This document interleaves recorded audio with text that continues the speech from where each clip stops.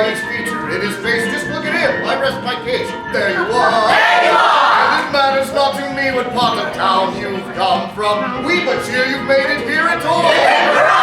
Here within this garish parish called the Music Hall.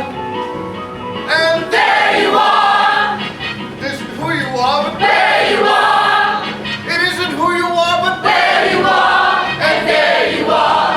And grateful are we to see how fine and fair you are. There you are.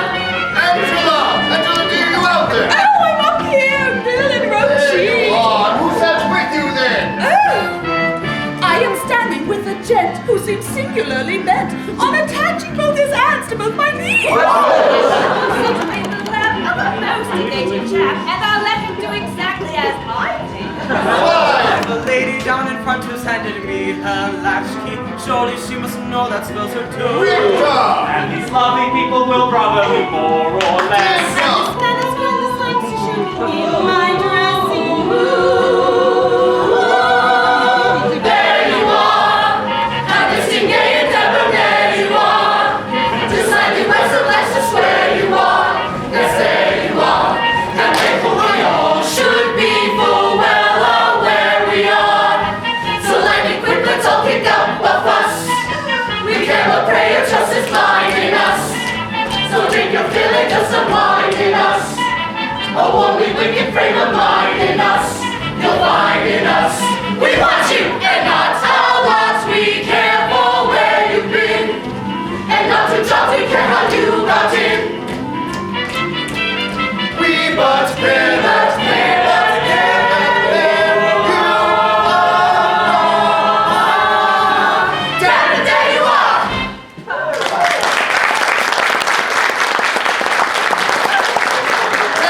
Thank you so very much. Good evening and, well, a very warm welcome to all of you on this most thrilling of evenings here at the Music Hall Royale. For tonight, we present for your approval the premiere performance of The Mystery Of Edwin Drood.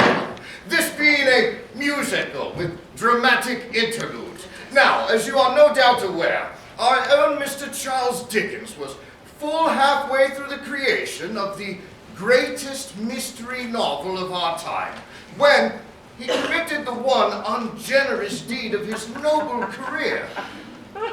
He died, leaving behind not the slightest hint as to the outcome he had intended for his bizarre and uncompleted puzzle, The Mystery of Edwin Drood. Tonight, however, ladies and gentlemen, when together we reach that point in our story beyond which Charles Dickens wrote no more, I shall be asking you to vote upon key questions concerning the outcome of our plot. Our company will then make its most earnest effort to meet this supreme challenge: to contrive an ending in accordance with your specifications. So come on, let's all be as vulgar and uncivilized as we Kick off your boots, loosen your corsets, and enjoy yourselves. Oh, and for those gentlemen among you who arrived alone and require companionship up through the final curtain, Or beyond. you need only speak to our stage manager, Mr. James Throttle, whose pleasure it is to see that you need never be lonely again. I'll fix you up later, sir. Look, Jim, he wants fixing up now. His tongue is hanging out. Oh, well, never mind. It must have been a pink tie. But do remember, gentlemen, these are sparkling and vivacious ingenues are not salaried employees, and so we do ask that you contribute generously towards the cost of their theatrical studies. And that you make sure all goods are returned tomorrow morning. None the worse for wear. Thank you. So, by all means, let us proceed with this evening's bill of fare. For the first time ever, the completed, musical rendition of The Mystery Of Edwin Drood! Cloisterham, the ancient, mouldering cathedral city of Cloisterham. Not a particularly encouraging setting for the Christmas season now upon us. A wintry shudder moves through the giant elms as they shed a gush of tears. And here we are in the rooms of Mr. John Jasper, choir master of Cloisterham Cathedral, a choir master, composer, organist, and vocal instructor. John Jasper is gifted with a voice the angels themselves might envy. And who more suited to essay the role of John Jasper than that gifted vocalist himself? Ladies and gentlemen, your very own Mr. Clive Paget. Another trifling day, one more soul-stifling day of blinding pain. Boredom grinds my way down to the grave.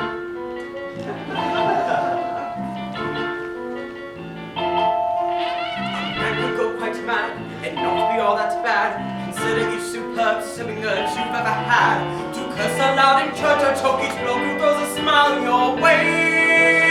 Be that as it may, a man can have bad dreams and not be all he seems. Yet not be far removed from all the noblest of extremes. Sometimes I think that sanity is just a passing fad. A man could go quite mad. Unblessed are the dull, one ceaseless peaceless lull.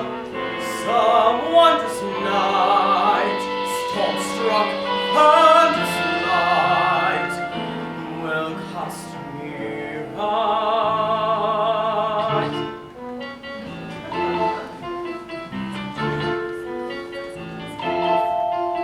A sculptor lacking arms, a sorcerer lacking charms, a fiend who frightens no one, for there's no one that he harms.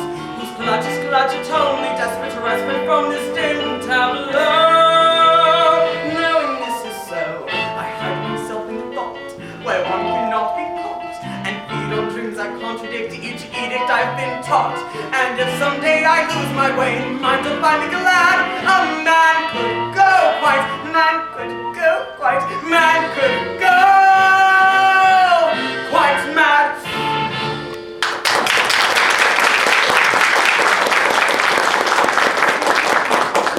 I trust the meagerness of your applause merely means you're conserving your energies for the final curtain. John Jasper eagerly awaits the arrival of his beloved nephew and the title character of our evening's diversion, young Edwin Drood. Hello, Uncle. Why, there's the lad now. My dear Uncle. Yes, ladies and gentlemen, your eyes do not deceive you. Devotees of male impersonation are more used to seeing Miss Nutting in top hat and tails when she does her inimitable rendition of Aren't I Half a Toff?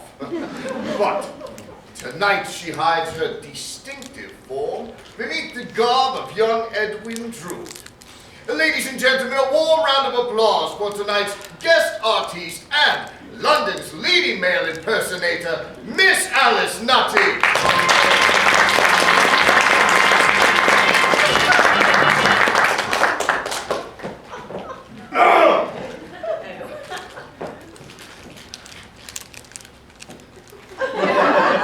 Any dinner, Uncle? You forget, Ned, that uncle and nephew are words prohibited here by express agreement. Yes, of course, you're right, John. After all, there are only half a dozen or so years between our ages. Oh, hold on. Don't drink yet, Jack. I must propose a toast. A toast to what? To what, he asks. To Rosa, of course. Rosa. to the fair Miss Rosa Budd. Surely you've not forgotten, John, that Rosa and I are soon to be wed. It has not quite slipped my mind. Yes, a tedious ceremony in that creaking old cathedral of yours, after which I will whisk my wonderfully pretty child bride off to dusty Egypt, where I intend to shake things up a bit. It is certain then. Egypt seems a desperate great distance. Indeed, John. Why do you insist on keeping this here? It is not one of my best efforts. Because it reminds me of you, Ned, and the happiness I wish you and Rosa. Yes, I'm sure we'll be happy, even though our relationship does suffer from an unavoidable flatness owing to the fact that her dead and gone father and my dead and gone father had us married practically at birth. Why the devil couldn't they have left us alone? Tut, tut, dear boy. Tut, tut! Ah, it's all well and good for you, John. You have the freedom to love whomsoever you... Have I hurt your feelings, Jack?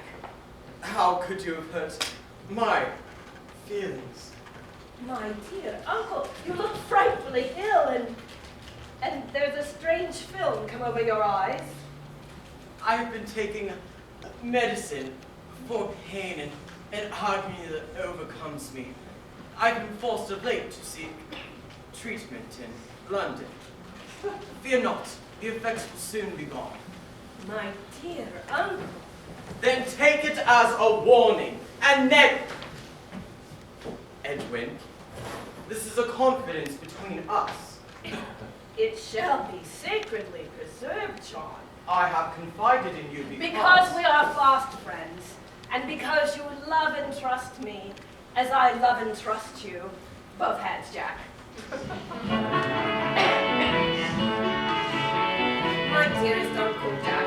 My dearest nephew Ned, a life without your friendship would be life as good as dead. The winds of hell may blow, but as you well may know, I'll heed your call, nor need too small and face the fires below.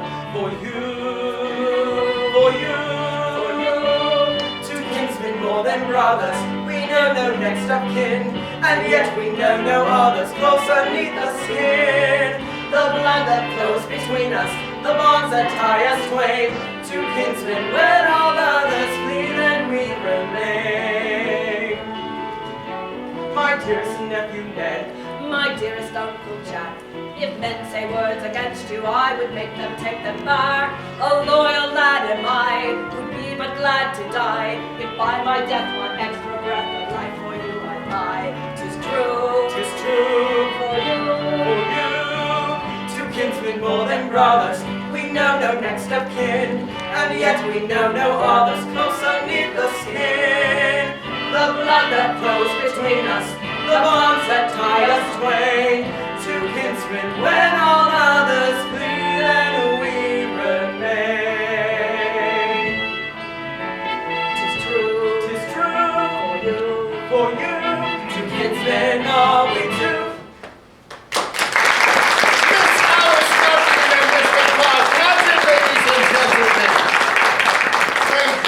Thank you indeed for that splendid duo. Well, at these prices, two voices at once seems almost an embarrassment of riches. Though looking at some of you, I doubt you'd be embarrassed by much. Young Edwin Drood is visiting Cloisterham to pay his respects to his bride-to-be, the fair Miss Rosa Budd, who, like Drood, is an orphan. Rosa resides in Cloisterham's most respectable seminary for young ladies, aptly, if not correctly named, the Nun's House. And in the part of Rosa Budd this evening is that most delicate of English roses, that blossoming bud who has even yet to be plucked, the unspeakably lovely Miss Deirdre Peregrine.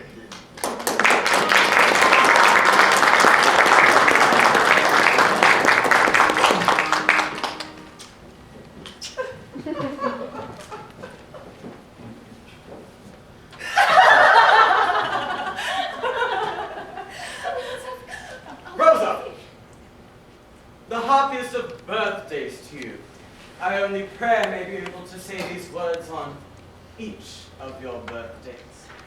I fear that isn't likely, since, as you know, your own nephew Edwin and I will be departing for Egypt once we are married.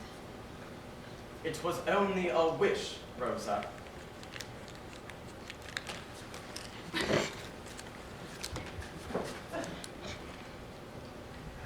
How lovely you look. I have awaited your birthday with eagerness. Eagerness, Mr. Jasper? Yes. Your voice will no longer be as subject to the fluctuations of adolescence. And in what condition is your voice today, my dearest student? Perhaps as my tutor, that question should best be answered by you, Mr. Jasper. Shall I sing the Mozart? No! I have composed a song especially for you, my loveliest subject, on the occasion of your birthday. A choir master's pay being what it is, my life's blood is the most I can afford to offer. Sir,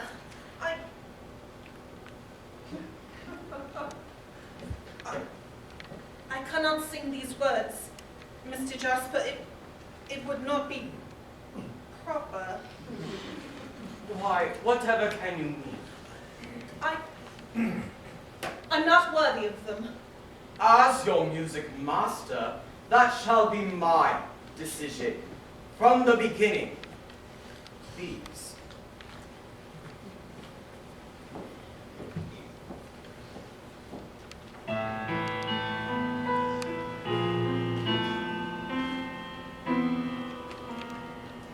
Between the very dead of night and day, upon a steely sheet of light, I'll lay, and in the moonfall, I'll give myself to you.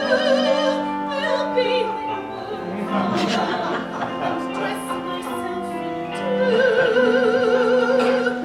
Before the cloak of night reveals the morn, time holds its breath while it conceals the dawn, and in the moonfall all sound is frozen still, yet warm against me. Your skin will warm the chill of moonfall. I feel its fingers, lingers the veil of nightshade, light made from stars that are too soon fall. Moonfall that was from you. Betwixt our hearts let nothing meet to be. Between our eyes the only sight I've seen is lusty moonfall as it lies by me. So that soon I only see but you.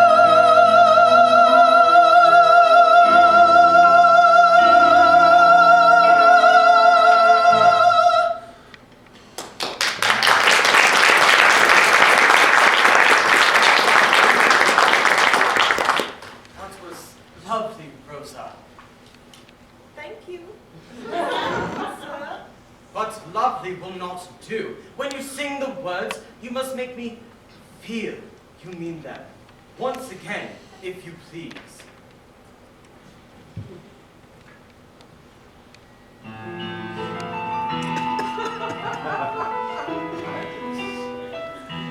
Between the very dead of night and day, upon a... Oh, I can't bear this! I'm frightened! Please take me away! He's nothing. It's all over. Don't speak to her for a minute, and she'll be well. She's not used to an audience. Besides, Mr. Jasper, you are such a conscientious, master, that I believe you make her afraid of you. No wonder. No wonder. You would be afraid of him under similar circumstances, wouldn't you, Miss Landless? Not under any circumstances. Ladies and gentlemen, our own fiery spirit, the unpredictable Miss Janet Colliver.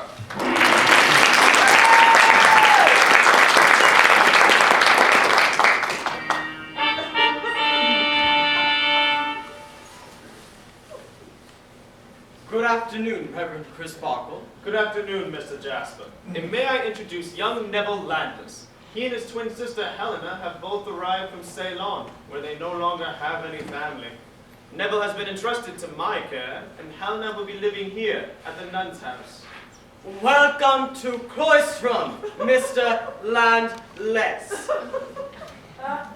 I'm afraid Neville has been given over to me to help calm his rather hot-tempered nature, and to help him make a new beginning here in Cloistrum. You and your sister lost your parents recently, Mr. Landless. Their mother died when they were quite young. Now their stepfather has crossed over as well. I'm most sorry. There is no need for you, bright gentlemen, to console me. As it happens, it was well my stepfather died when he did, or I might have killed him. The newest member of our company, ladies and gentlemen, Mr. Victor Grinstead. I surprise you, sir. You shock me. Unspeakably shock me. You never saw him beat my sister. My stepfather was a brute, Mr. Jasper. In desperation, Helena tried on more than one occasion to flee his cruel and miserly hand, even disguising herself as a boy. But to no avail. As for myself, I've had, from my earliest remembrances, to subdue a deadly and bitter hatred, which has made me secret and revengeful. I say.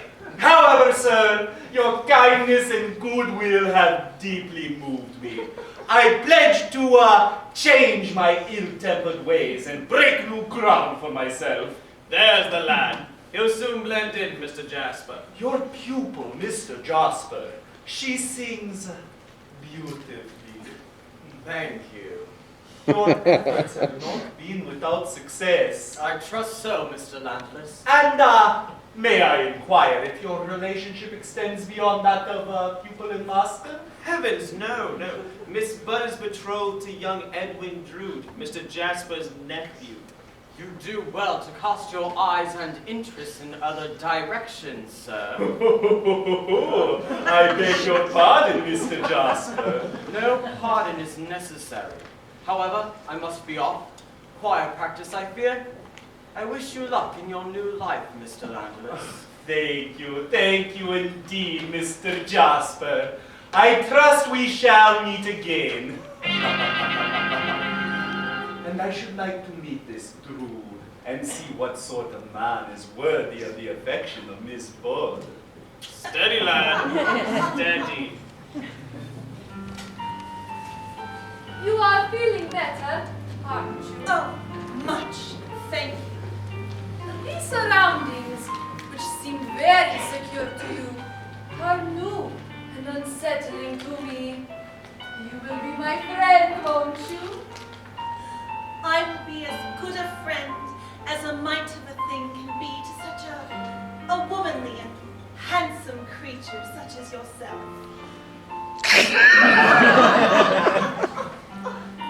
Who is Mr. Jasper? My Edwin's uncle, and my music master. Well, you know he loves you. Oh, don't! Don't! He terrifies me. I feel as though I am never safe from him. He has made a slave of me with his looks. Forces me to keep silent without ever having uttered a single threat. that you fear, pretty one? I fear the moon fallen souls. I fear the night disguises eyes. Night arises, will burn them blindingly. Fate, but pay no mind to me undressed. Is all I feel, O English child. Near, O English child, before his nearer than the man am I to you. Each one of us will sometime must sometime wait to meet with her where his name, but in the moonfall soon I'll fears of you. So that soon I only see but you.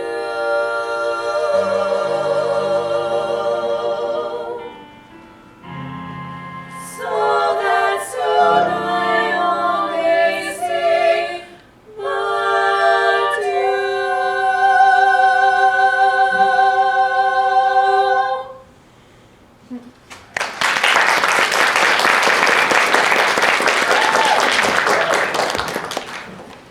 But we now step from the chaste sanctity of the nun's house and travel, for reasons which will soon become clear, to the wickedest corner of the wickedest hole in the fabric of London.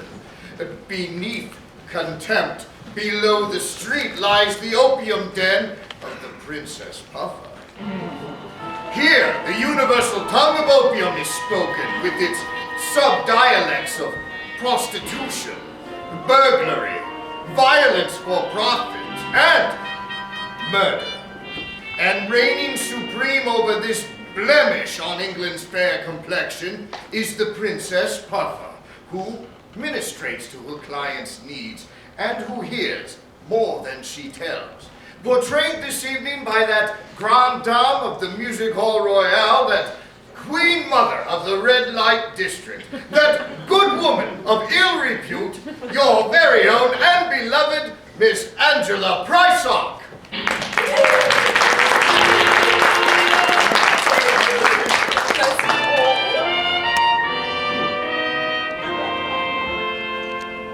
Crime don't pay. That's what I tells 'em. If it did, would I be here mixing pipes? What's then I sells 'em for a pint of rotten beer? Throats you cuts to pocket thruppence, then you sluts to cop some sleep. Bash a face for bleeding tuppence, pure disgrace to work so cheap. Why I say, don't be a sinner for the price of London gin. You can't pay for one square dinner with the wages of sin. Sell me soul, cool love, come off it. Who would buy this sack of skin? On the whole, there ain't much profit in the wages of sin. In the wages of sin. In the wages of sin. Oh, hello, love. Fancy me seeing you here 2 nights in a row.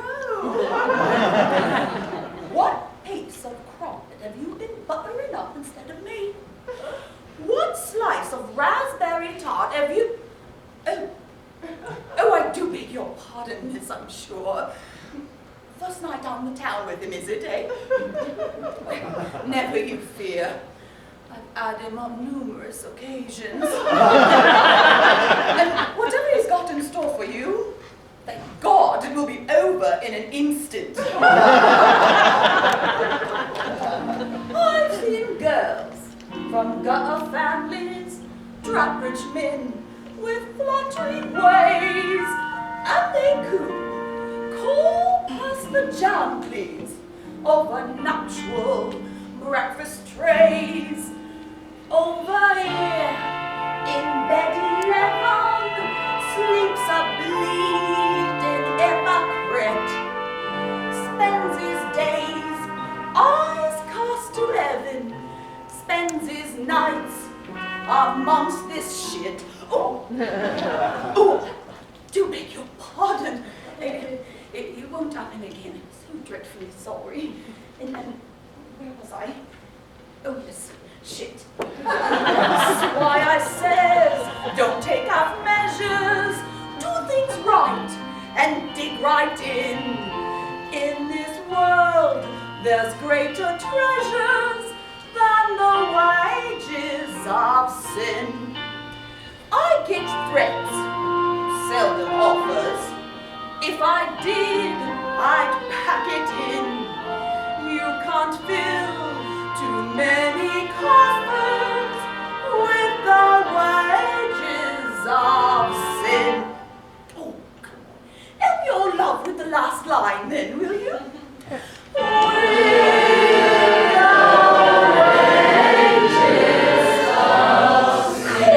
Bloody hell! Now you can do better than that. Come on, get off your bums and give us the notes then.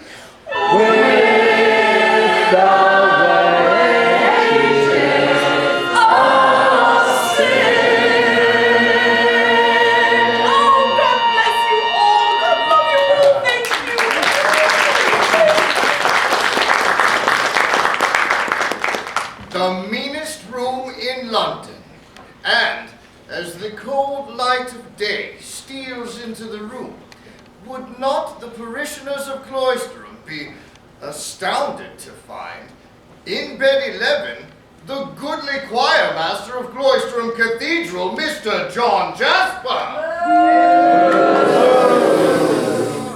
Woman, I need laudanum wine, and quickly. My task is only half finished, and your medicine is less potent than usual. Laudanum? So you're mixing opium with the wine these days? Oh, I'll fix it for you now. Yes, yes. Before I can get to the changes of colors and great landscapes, I must be rid of him. Who? Him! Him! Oh, yes, yes, of course. Now, be still, and have yourself a pleasant journey.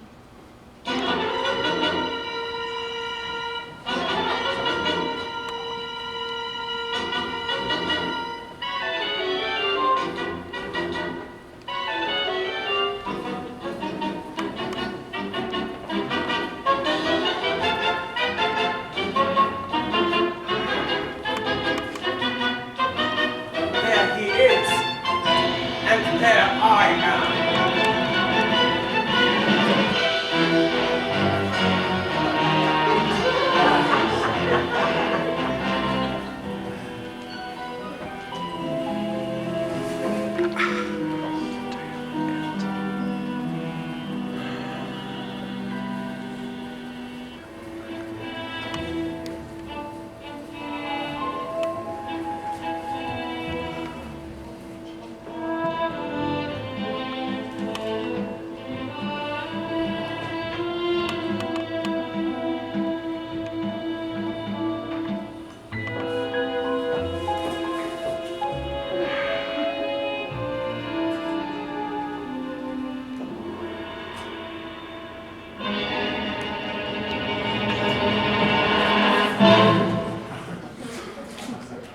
Quickly, more laudanum, she will fade.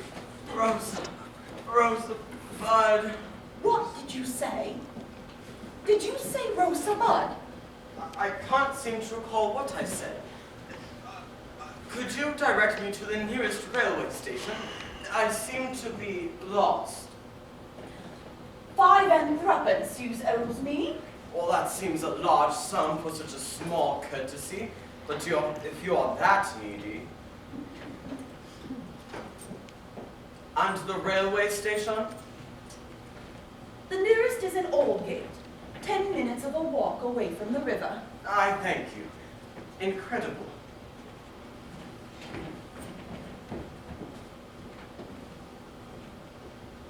Who are you then? What are you? I wonder how many of you noticed that meaningful statement. That sounded suspiciously like a clue to me. Might we have it again, my dear? Yes, one more time, please. Sure. Who are you then? And what are you? What indeed? But it is now late the next day, and as we return to less sordid surroundings, we prepare to meet Cloisterham's leading citizen, Mayor Thomas Sapsey. Good afternoon, Mayor Sapsey. He works at Stater Brothers. I recognize him. With a sack of what? Well, it's unacceptable, isn't it? You notice once again who gets saddled with... Ladies and gentlemen, your kind indulgence for a short announcement. The part of Mayor Thomas Sapsey will not, I repeat, not be portrayed by Mr. James Hitchens, as is stated in your program. As many of you are already aware, Mr. Hitchens has tended to appear more frequently at the bar in the rear than up here in front of the footlights. And so it will come to no surprise to our regulars that Mr. Hitchens is once again massively indisposed due to injuries he received while fighting for a lady's honor. Apparently the lady wished to keep it. And so the part of Mayor Thomas Sapsey will be portrayed this evening by your own humble chairman and obedient servant. I refer, of course, ladies and gentlemen, to myself, Mr. William Cartwright. I hope this last-minute substitution meets with your approval.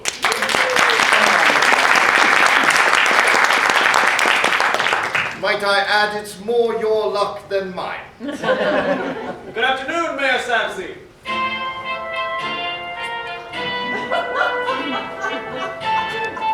Good afternoon, Reverend Bismarck.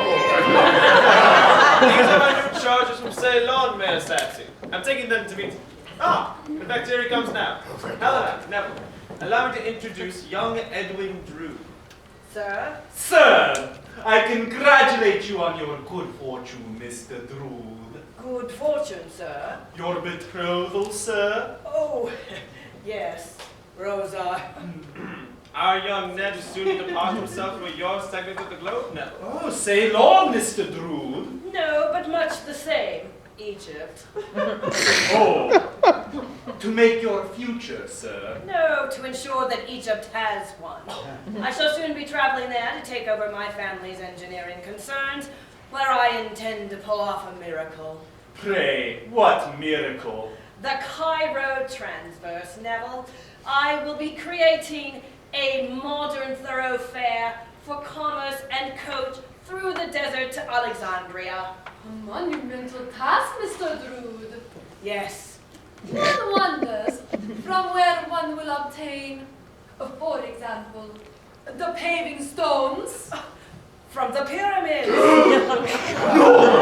Yes, my research shows that there is enough stone in the top half of the Great Pyramid alone. This is English blasphemy!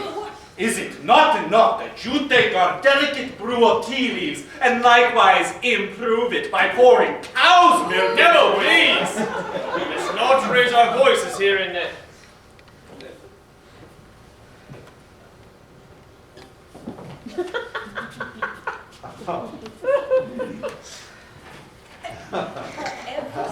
Cloisterham High Streets!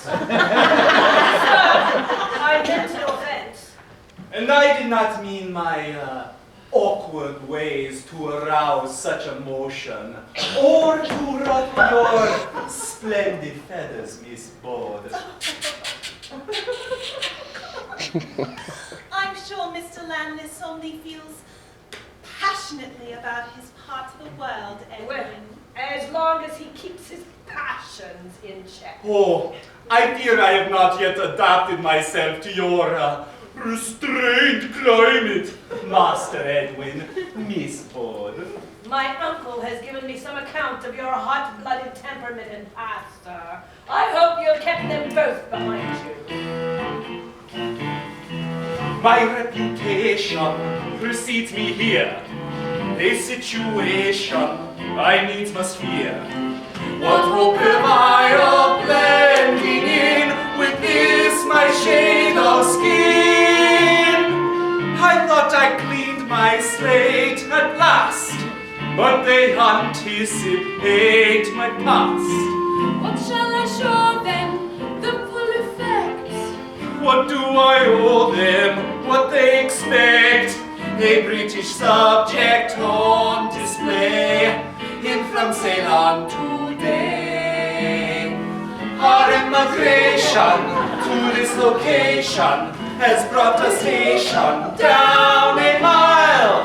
This distant nation divides creation in rank and file, and English are they and British am I.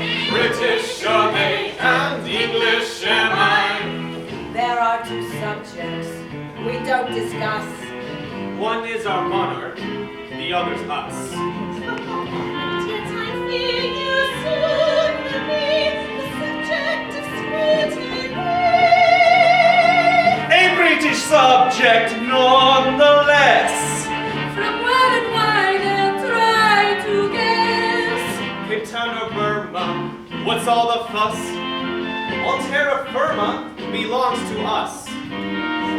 A British subject bred and born, and subject not to scorn. Our emigration to this location has brought a station down a mile. This distant nation divides creation in rank and file, and English are they and British am I. Our immigration to this location has brought a station down a mile. This distant nation divides creation in rank and file, and English are they and British am I. This is the way we'll stay till we die, till we die.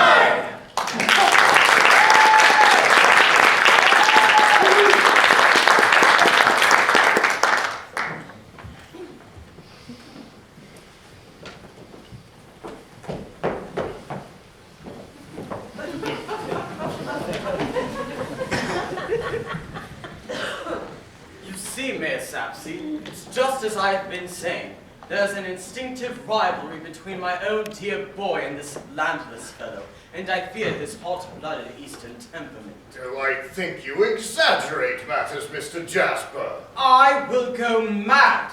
Do you not understand that there is more than one side, one face to all things in nature? Beneath Neville's tainted English accent and adopted English manners, there is a heathen Landless, a tribesman Landless, the half-blooded, half-bred, half-caste who would kill as easily as he would comb his sleek hair. Come now, Mr. Jasper, this is quite extraordinary. To the contrary, nothing could be more ordinary, sir. I myself suffer from this sort of duality on occasion.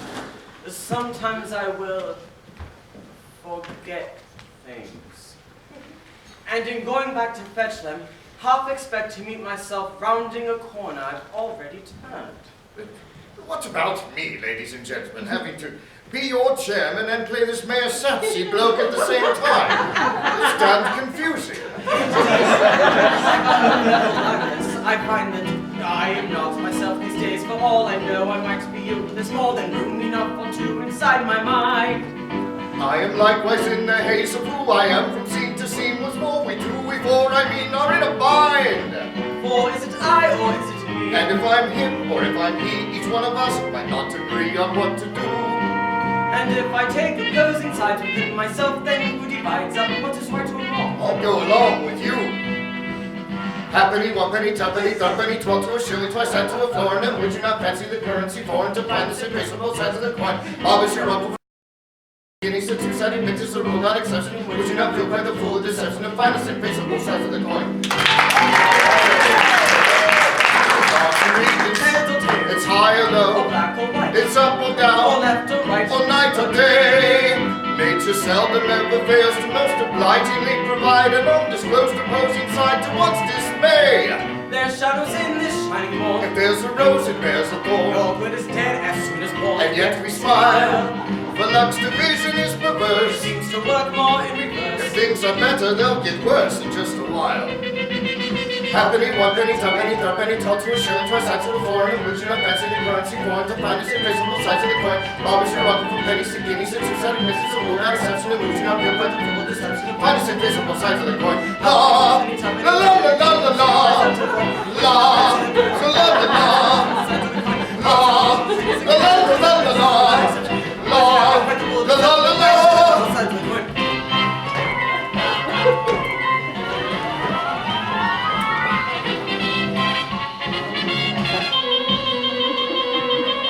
In for a pound. Halfpenny, one penny, tupenny, threepenny, 12 to a shilling, twice cent to a florin, and would you not fancy the currency foreign to find its invisible sides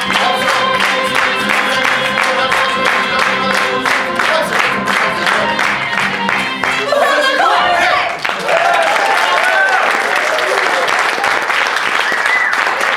Altogether now. Halfpenny, one penny, tupenny. You've managed to convince me, Mr. Jasper, a secret murderer could indeed be hiding in Cloisterham's most affectionate bosom. Good evening, ma'am. And all signs do point to young Neville Landless. What a brilliant and original idea, Mayor Sapsy. But now I must change. Good day, sir. Bye-bye. We now step out from Cloisterham High Street and fall in step with a relic known only to the inhabitants of Cloisterham as Durdles. A gentleman whose knowledge of the tombs is exceeded only by his capacity for wine and spirits. He is wending his way towards an important assignation. I said an assignation with Mayor Thomas Sapsy, who lives just around behind. What's that you say, Bill? I said around behind the cloister. So have you. I didn't come here to be insulted. Why, where do you usually go? I'm not a complete fool, you know. Oh, which bit is missing? You're next to an idiot. Pleased to meet you.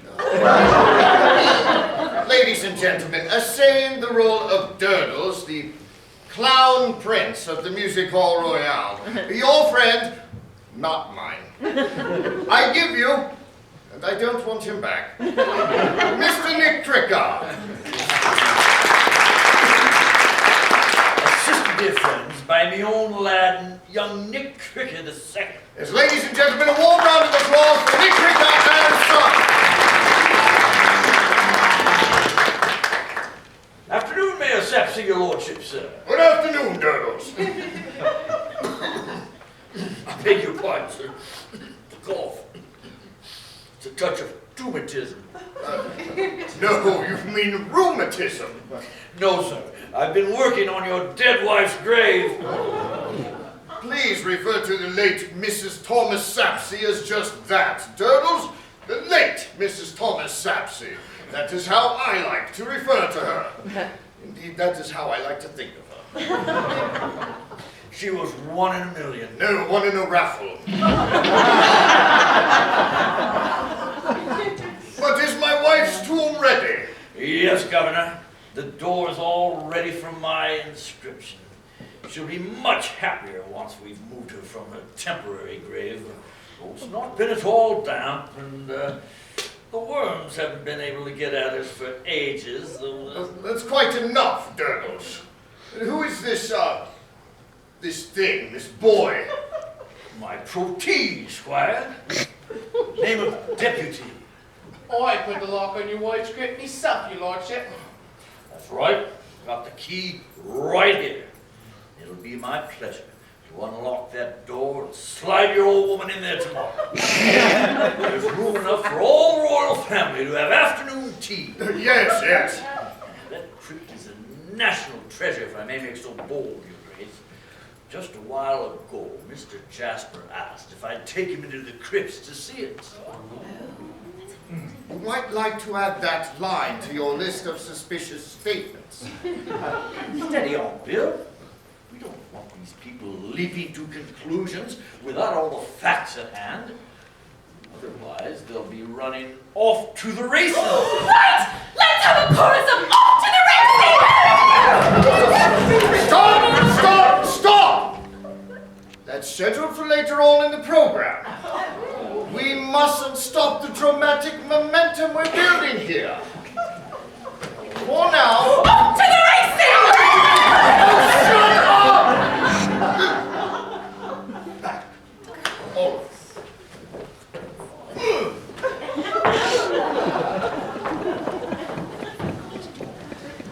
For now, we descend into the darkness in hopes of shedding new light on our curious story as we follow Deputy and Durdles to the graveyard of Cloisterham Cathedral.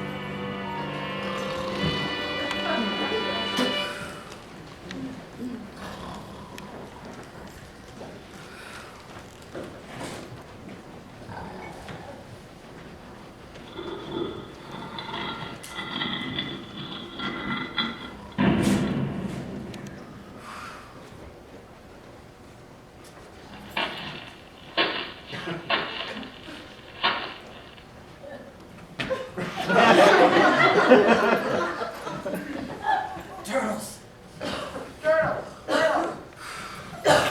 Hello? Who's there? Mr. Jasper? What? Have you been watching me, you cunning devil? I'll have the blood of you! There, that'll serve you. You murdered him! What? Murder! Murder! Oh, stop talking such lunacy, Turtles, and help me revive the dear boy. I only pray that... There, and I'll stone your eyes out next time, so help me.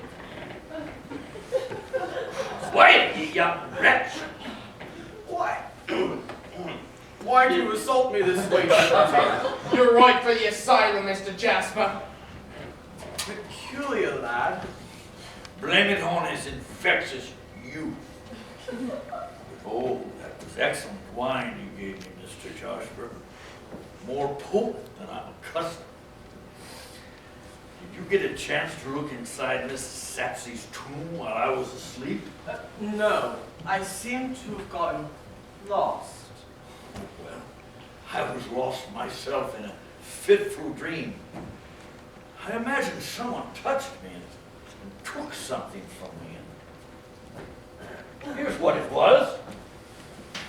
Mayor Sapsey wouldn't like me leaving the keys lying about in front of the mausoleum. He gave me strict instructions that the keys were... Well, look. The key to Mrs. Sapsey's tomb is missing. What do you think, Mr. Jasper? I think that I have guests due at any moment for Christmas dinner, and a poor host I not to offer them all the comfort and joy of the season. A happy Christmas to you, Doodles. And God rest you merry, Mr. Jasper.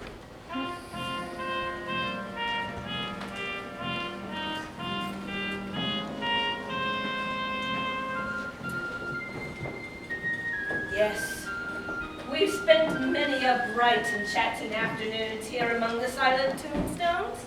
Eh, my My own betrothed. No, Rosa, we are not legally bound to wed.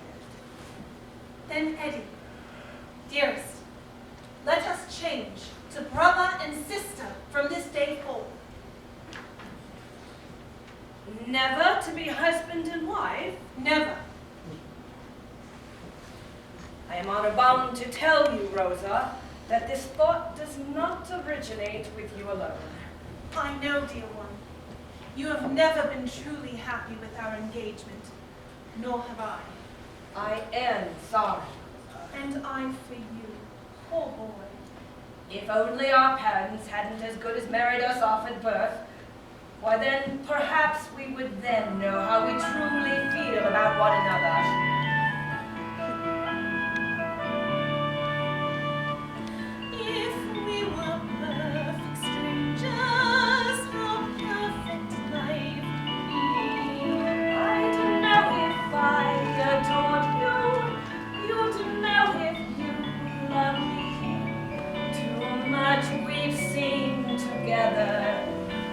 Judge the view.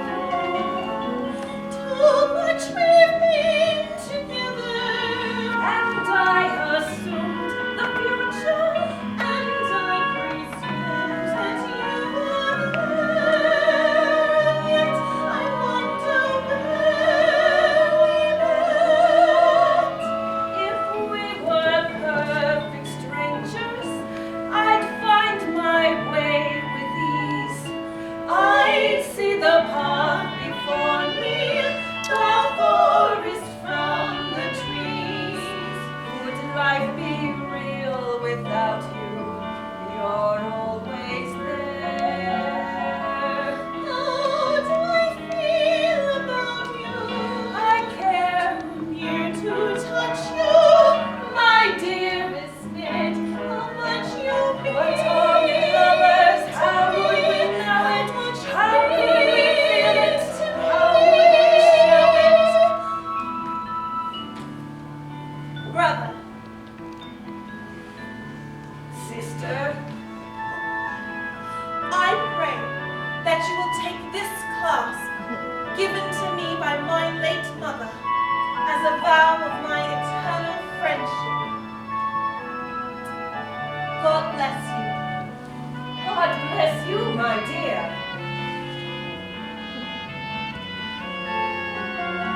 How do I feel about you? I care, Near to touch you, my dearest knit. how much you But mean. are we lovers? How would we know it? How could we feel it? And how would we show it? If we were perfect strangers, I might have loved you perfectly.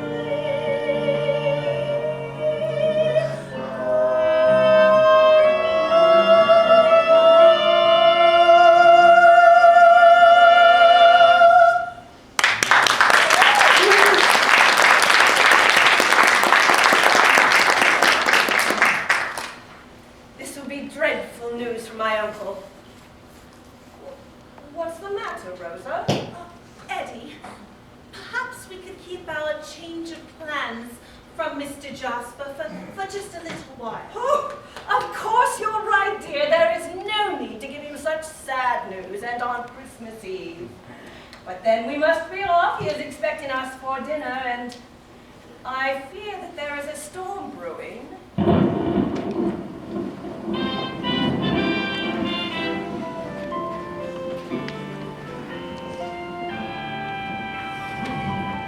What a bizarre climate you have here in Cloisteron. First snow and then this threatening storm. The gods must be angry. God must be angry, Neville, not gods. We use the singular in English. What a storm for Christmas Eve. Yes, it was like this the night that Rosa's mother died. Neville tells me you were once engaged to Rosa's mother, Mr. Crispato. Yes, yes, but I fear I was a bit too Anglican, a bit too angular for her taste. And then, at a seaside party celebrating her 2nd anniversary, only a few months after Rosa was born. She apparently slipped while walking unobserved along the cliffs and drowned in the embrace of the ungrateful waves! But enough.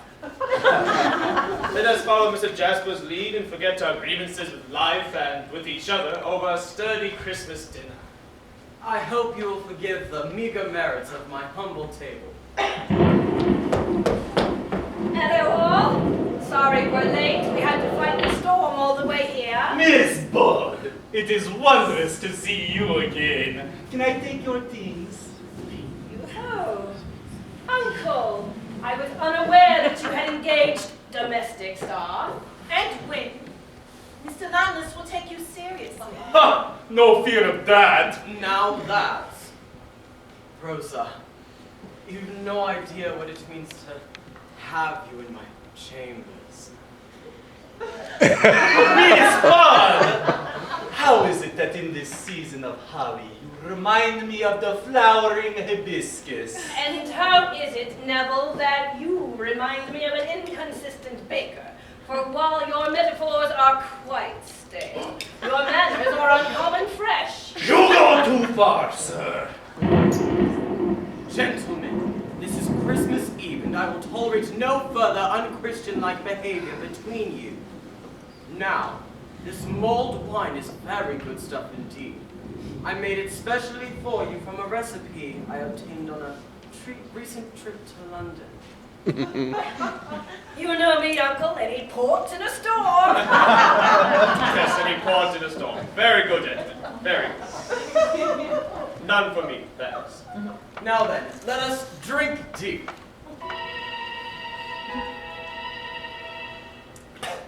My uncle, this wine is more potent than usual. Oh, I thought you lads would like it. Now then, let's have no more ill will between you. Please, Edwin. Neville, there is no longer any cause for rivalry between us. You have my friendship, if you wish it. Then a Merry Christmas to you, Edwin.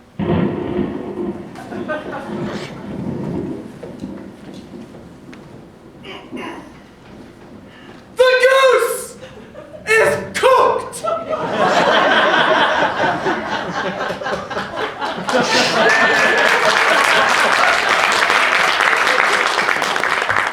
Miss Bud, how is it that it comes to be that your next Christmas dinner will fortunately be in Egypt? My God, Landless, you should accompany Rosa and I to Egypt. Why, we need someone to carry our bags. What? Someone who is more familiar with a foreign tongue than he is with minding his own. Gentlemen, ladies, please be seated. Sir, I don't much like your tone, that supercilious sneer you wear. You wear a finer cut than mine are, but a waistcoat worn can soon be torn, and faggots too when maggots feed on you. Something in this speech seems ominous to me. Don't overreach, pray promise this to me. Praise to him divine, for this we should be glad. Won't we try some wine? No good can come from bad. My dearest nephew Ned, I wish you well. The world is yours before you, just like Oysters on the shell.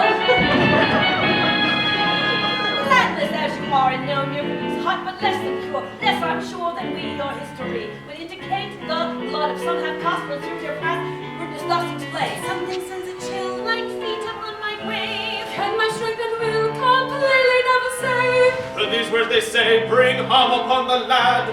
night must follow day. No good can come from bad.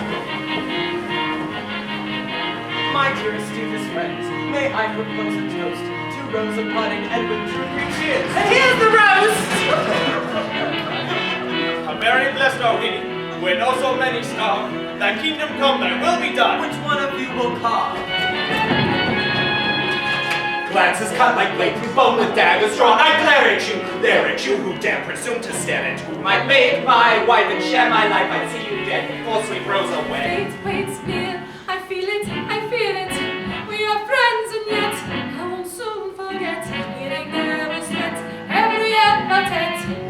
In younger days I hungered for another, Rosa's mother. After Rosa's birth she left this earth, now dust is all I'm worth. So long a time, I thought that time had dressed and all quite naive. But I perceive these boys, this noise, more frightening than they might conceive. That's not too late, I will say what I dare to. Dare to, dare to, I take my wife and share my life with these new additions, they may be revealed. Murderous admissions, otherwise concealed. Fire on you I curse, full warning you I've had. No good can come from bad, no good can come from bad.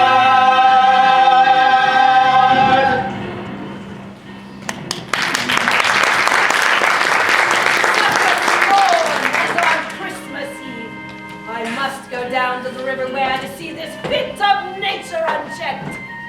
You will excuse me, Uncle? Of course. I will join you on your walk. And we must retire to the nun's house before the storm. Good night, Edwin. My dear. Everyone. Rosa. Be careful how you tread, Neville. Well, I shall see the ladies safely home. Will you join us, Uncle? I fear not, Edwin. I have plans I must execute. But you shall not go in that flimsy coat. You shall wear my humble yet serviceable cape coat. Come, Edwin, your destiny calls.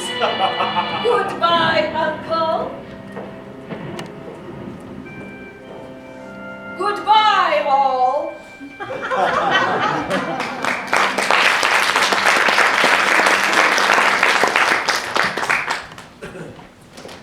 When shall these three meet again? When? If ever. It is now late the next day. Christmas Day, to be sure. The storm is over. And in its wake, there is to be found no trace of young Edwin Drood.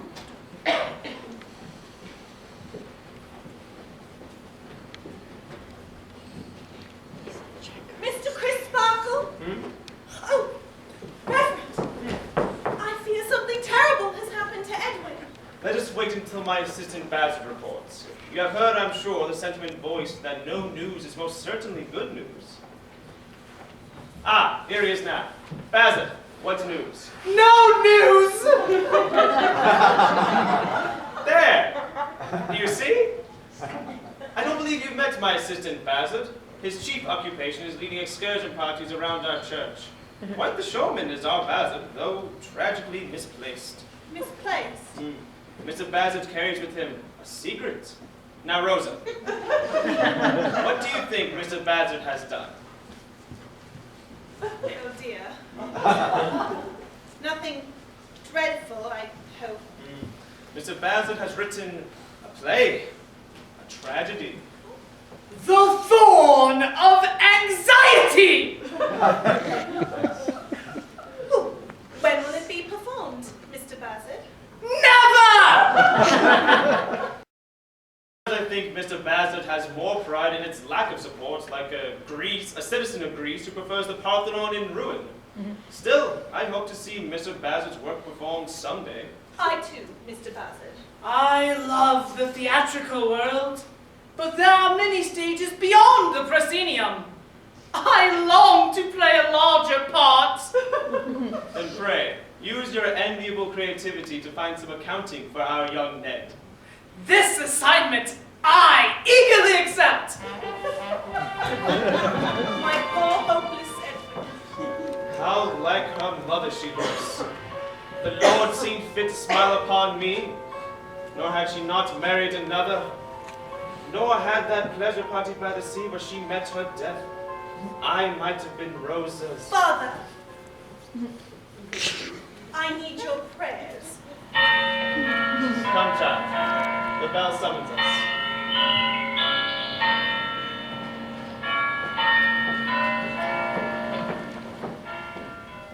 And it is not significant, Mayor Sapsy, that Neville Landless was last seen fleeing the district.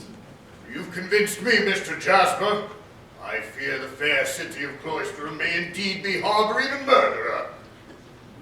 And it probably is young Neville Landless. My thoughts exactly, sir. I shall dispatch a few strong fellows to bring him here, using whatever means necessary, so that we may question him. You do that, sir.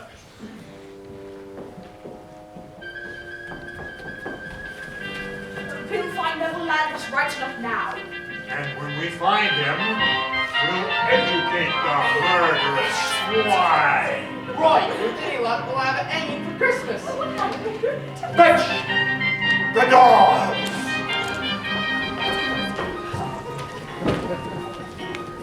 Oh, Mr. Jasper! Mr. Jasper! Look what I've discovered! It's my coat.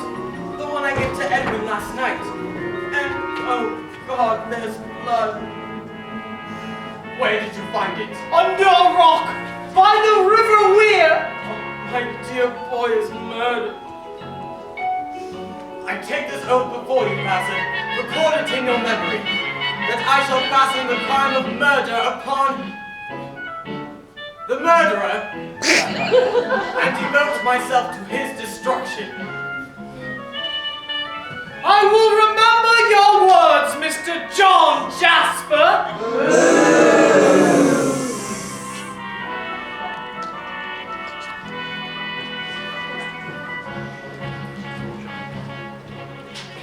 I believe that's it for you this evening, Philip. That's right, Bill. I mean, it hardly seems worth you coming down from Knutsford each night, does it? You seem to specialize in these narrow parts, as of late. Not by choice, Mr. Cartwright. Yes, well, let's see. In Julius Caesar, you played the part of a... Our senator! Yes, well, at least you were in for the kill.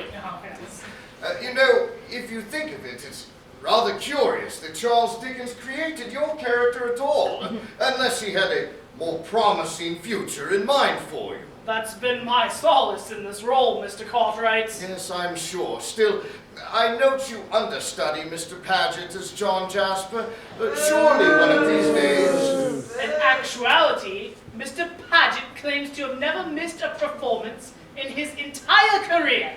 Ah, well, Philip.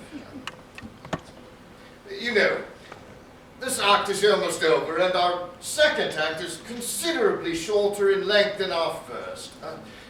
Would you, do you happen to have a song ready at hand? Shall we?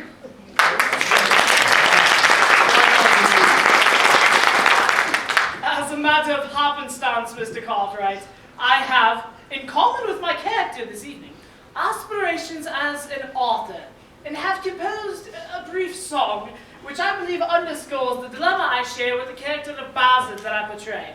I hesitate to... Come, Mr. Bax. The title. What? Who? Never the Luck. Ladies and gentlemen, an unscheduled diversion in our journey this evening. The debut of an unpublished and perhaps rightfully unheard composition. Mr. Philip Bax singing his own Never the Luck.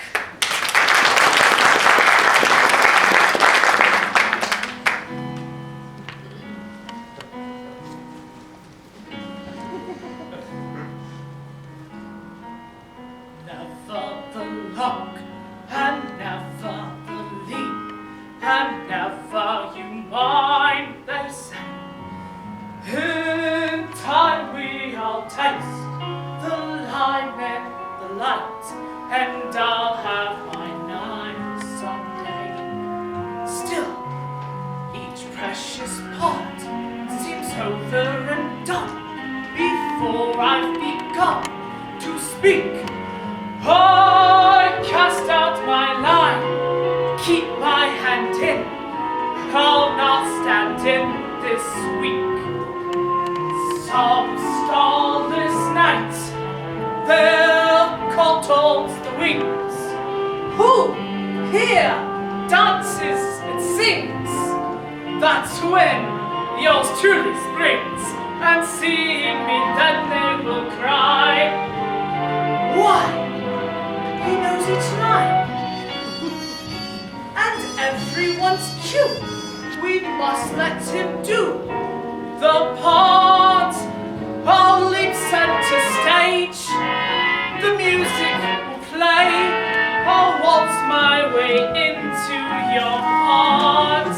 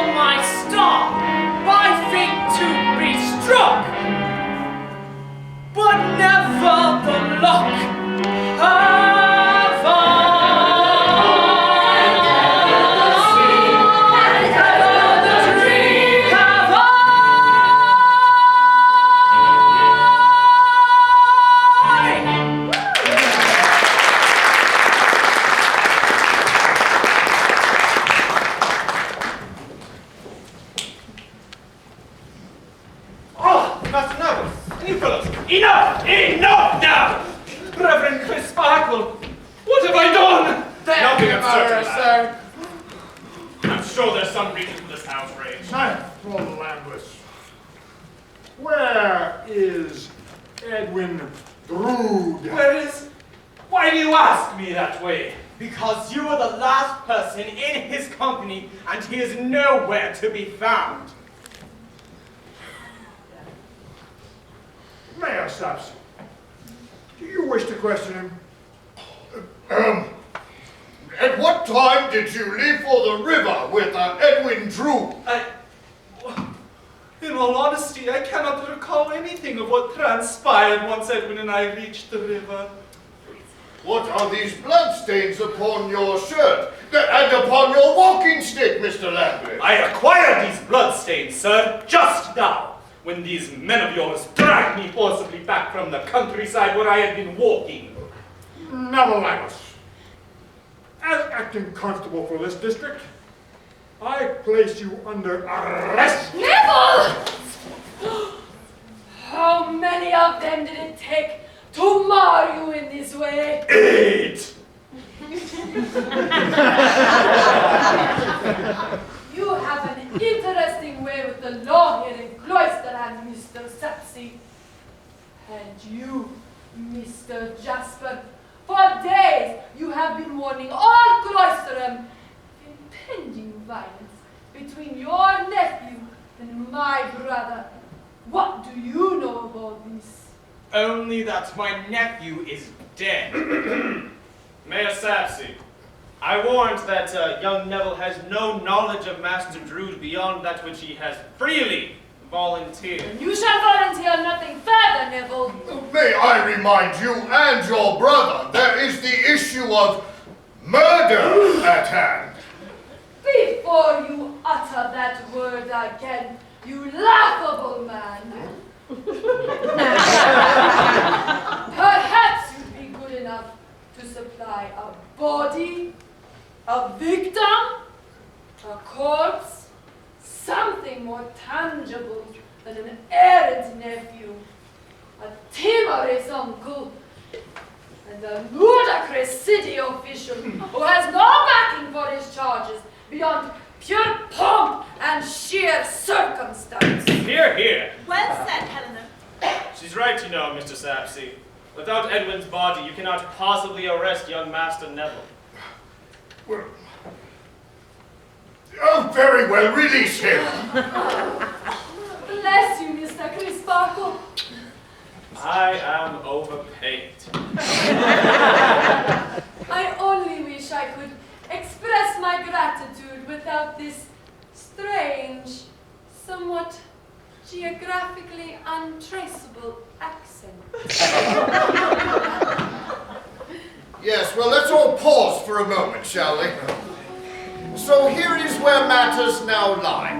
That Edwin Drood has vanished, and may likely be Clive dead. John Jasper has...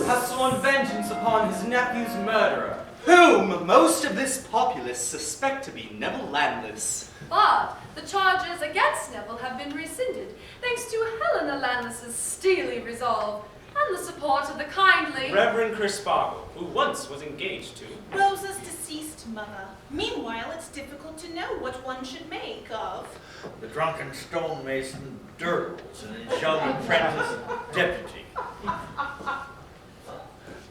Not to mention the mysteriously motivated purveyor of opium, Princess Puffer. Statements to consider during the interval.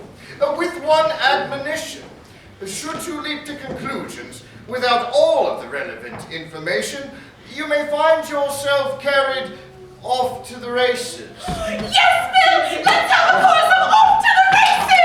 A spontaneous request! Which brings us rather adroitly, I think, to a song. For what evening at the Music Hall Royale would be complete without a rendition of its trademark anthem, Off to the races!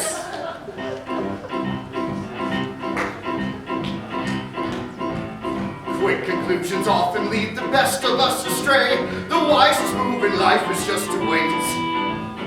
Otherwise, a galloping emotions run away like horses at the gate. Off to the races, off to the races, off to the race we go. And where the chase is, and what the pace is, we seldom seem to know. And with broken hearts and vow to never more pursue a member of the soft and saving race. The saving race, firmly anchored to the ground, they suddenly will view a fair and favored face. Off to the races, off to the races, when flirty faces call. The saving graces, strong drink replaces the need for love at all. Don't fall back on your assumptions, hasty presumptions might do you in. Mind the track like a man running blind, try lagging behind, you'll win. Bless our Queen Victoria, she's had 9 kids to date. You wonder how Prince Albert felt enthused. Probably by her decree, he had to procreate, since she made me a mule. Up to the races, the royal races, sing as the poor folks do. When she embraces the royal graces, the same as once as you.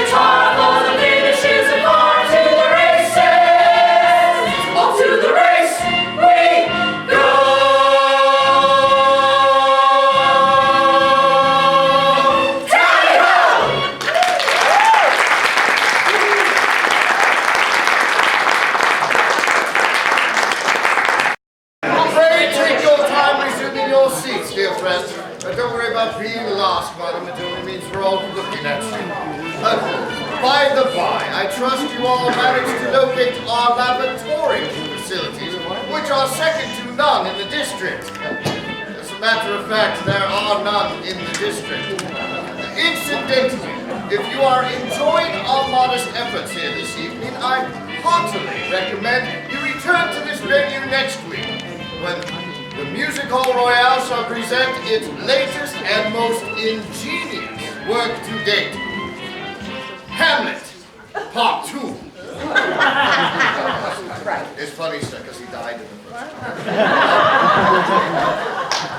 Now, before we take the tangled threads of plot that were left dangling at the interval and attempt to tie them together, let us, as has always been our custom at the Music Hall Royale, unite in a chorus of that sturdy hymn to our enduring and beloved land, England reigns.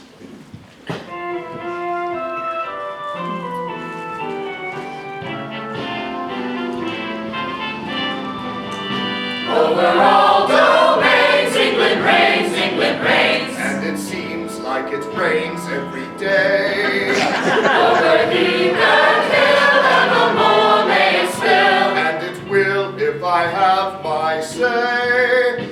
British suns never set, and they burn even yet, though they often forget to shine. Down this land and its lanes, Down the strand, up the mains, till the drains, till the serpentine.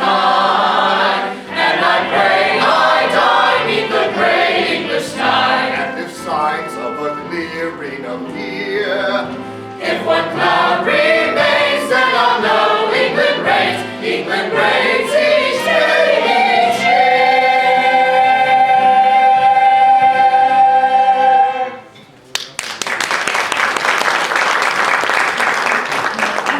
right, we are, I trust, rested, restored, relaxed, renewed, and more than ready to conclude what has certainly been the most ambitious effort of the Music Hall Royale to date, that of solving, by your own vote, shortly to be counted, the mystery of Edwin Drood. 6 months have passed. An English summer is in progress. And still there is to be found no trace of young Edwin Drood, and all of Cloisterham is agog with rumor and suspicion. But there are further developments. 2 inquiring sleuths are about to appear upon the scene. One being the Princess Puffer, whom you have already met.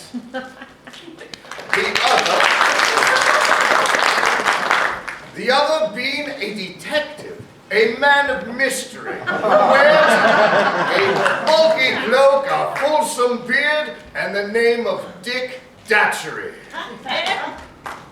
I said Dick Datchery. Right. These apparent strangers approach with grand intentions and great expectations, which, by the way, we will be presenting in Brighton next season. And like ourselves, the Princess Puffer and Dick Datchery are just now arriving at Cloisterham Station.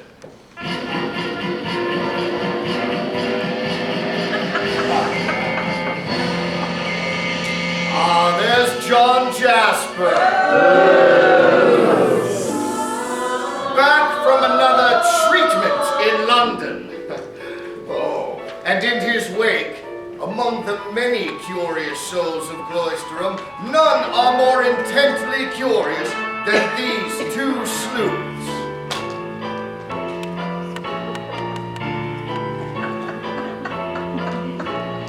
Here to track this man in black am I, with one clue as to the who and why. I find myself in this aggravating form and face, navigating towards this place, gravitating to this case. I've come to town, my ear at every door, half the clown, yet crafty at the core, settling down to settle up this score. A kettle full of fish I'll fry, I'll cook each goose to metaphor and the loose. Mighty meteor settling down to settle up the score. My mental will be more than tested, but debt will be repaid before I've rested on. Drew, no word. What's brew? No grade, no tune. Who'll say who's done what and why to whom? I'm on the set, I'm invented everything I am. Where's the sacrificial lamb? Aaron bloody cloister I've come to town to ask at every door, did Edwin drown? Or was he washed ashore settling down to settle up this folded herring on a briny beach? I'll solve this yet. I'll solve this yet. To quiz a task, make a bet. To quiz a tool, make a bet. You met, make a threat. I only wish you would. I'm settling up the score for good.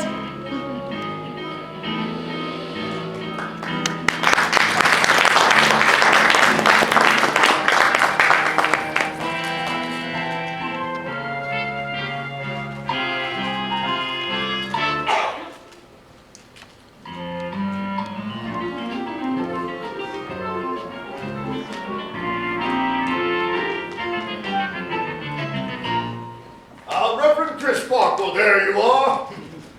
All things bright and beautiful tonight, don't you think? Yes, as if the stars were mere punctures in the ceiling of earth, through which heaven's light can be seen. Or something along those lines. I only wish my assistant Bassett, who is away on business, could see such a night as this.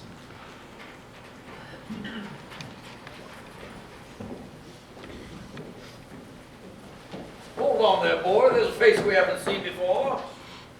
Welcome to Fair Cloisterham, Captain. I'm in the way of being the official greeter to all those that might have the price of a bottle of wine on them. My name is Drood. Name is Datchery. Dick Datchery. And I was wondering if there'd be lodgings about this port. Oh, no doubt, Mr. Datchery. I'm looking for something architectural, out of the way, inconvenient. We have a number of inconvenient lodgings in Cloisterham. Something close to the cathedral as well. Excuse me, sir. I couldn't help overhearing. The only accommodations I know of along those lines are single lodging above the rooms of Mr. John Jasper. He's a great admirer of my own. Is that the young gentleman who was so terribly afflicted by the death of his nephew, Edwin Drood? Wait on, boy. This John Jasper. This afflicted man. Is he always going about in mourning these days? That's the man, and you won't catch me going near him again. Why is that, boy? Because I ain't going to be lifted off my feet and choked again. My, how very interesting. I shall enjoy watching the comings and goings around this town. That man should see his barber.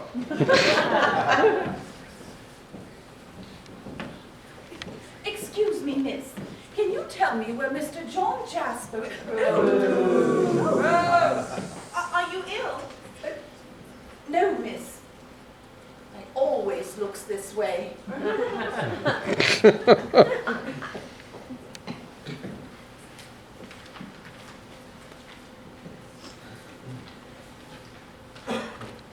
Rosa, we've both been guilty of neglecting your music lessons. When shall we resume? Never, sir. Am I being politely told that you have abandoned your studies altogether? The politeness is yours, not mine. I beg not to be questioned. I will not answer any more. At least I have that within my power. Rosa, I do not wish to hear you, sir. I do not forget how many eyes command a view of us, but you shall hear me, even against your wishes. Dearest Rosa, charming Rosa, even when my dear boy was engaged to you, I loved you madly. I hid our secret loyally, did I not? You were as false to him, sir, daily and hourly as you are now. You know you made me afraid to open his kind eyes to the truth, that you were a bad, bad man. How beautiful you are. You're more beautiful in anger than repose. I do not ask for your love. Give me yourself and that hatred, that pretty rage, that enchanting scorn. It will be enough for me. I warn you, sweet witch, rare charmer, you must stay or do more harm than can be undone. You're mad! I only mean to show how mad my love is. Love? You dare to use that word? Yes. Love is but a word that wandered here from past a screen, but was really said or seen in some song. Really has a word but never taken so in vain, but as a meaning might remain is really heard. Really has a word but never taken so in vain, but as a meaning might remain is really blurred. Never has there been so quite exhausted such a term. Your sighs and syllables confirm out in this word.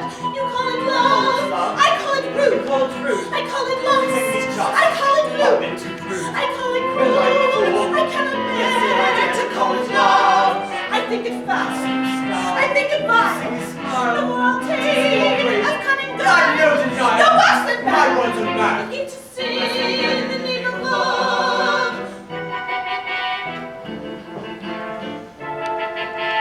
Love's about the dainty little face whose every curl convinces that she's a child, a girl in your fight.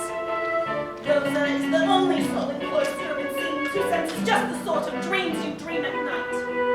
Did you think your stare would stop my seeing? Every fiber of my being told me since I was betrothed that your most unnatural attention conjures words I dare not mention. You must know how much I loathe to know your wants, to see you blush, to hear your voice, to feel your touch. Is it so much? A dreadful task to even speak. I will speak the name of love. I will not fear my tragic plight. I have a choice. I will take to flight. What blazing night? I'll not permit. You will submit. You can destitute. You give your The name of love. The name of love. The name of love. The name of love. The name of love. The name of love. The name of love. La la la la la la la la.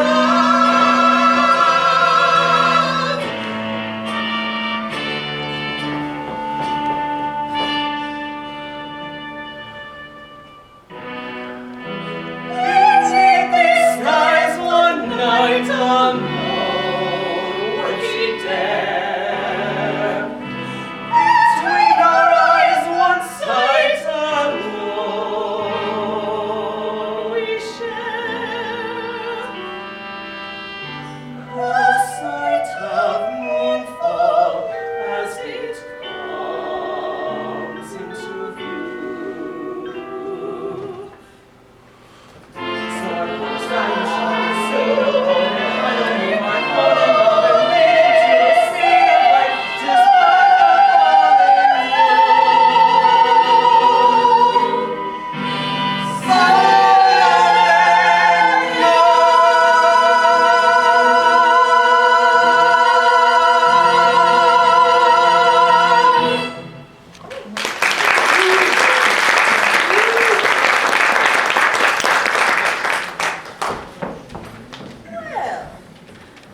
Well, I just overheard something.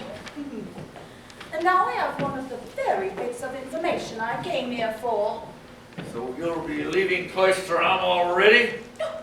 Not bloody likely. I didn't come this far, only to turn away with but one piece of the puzzle in me hand. I've never in my wretched life been this close to getting anything I set about after. More the fool I'd be to pull back just when I'm winning. Never understood those in life who ease up just when they should push on. Once I bet my last 10 pence and won. Twice as rich, then friends said, call it done. How sad, I said, so that's your wildest dreams, eh, then? 20 pence instead of 10? I doubled up my bet again. In life we start the same as when you're done. If you lose, you're just where you've begun. If you've won, don't quit while you're ahead. Just press your blessed luck instead. Don't try to think what move might be the best. Use the heart that beats within your chest. Never rest. Don't quit while you're ahead. Sing out, there's more in store for me. I see my dream ship finally coming in like a steamship. Anchor into wind. Lift your chin. Remember what I said. Don't quit while you're ahead. Let go. I know there must be love that's yet to be, only just 3 weeks away from me, hopefully. Don't quit while you're ahead. Don't worry how you tread. Who cares? And there's a chance, one pipe dream that is mine, a romance quite ripe upon the vine. Don't resign. No victor ever fled. Don't quit while you're ahead. To stay ta-ra, ta-ra. Boom! Bang it, bash it, hooray, hurrah! Boom! Clang it, clash it, hoo-la-dee-da. Don't quit while you're ahead. Don't say I'm off to bed. Farewell. Well, I know, don't let the moment go to waste. Not with things we close enough to taste. Heed the call with all due haste.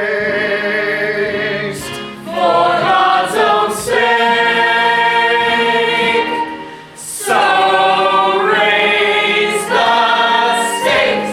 You struck the lucky vein, never break through any lucky chain. The refrain. Don't quit while you're ahead. As easily done as said. You'll see ta-ra-ta-ree. Boom! Bang and bash it, who glory be. Boom! Clang and clash it, hoo-la-dee-dee. Don't quit while you're ahead.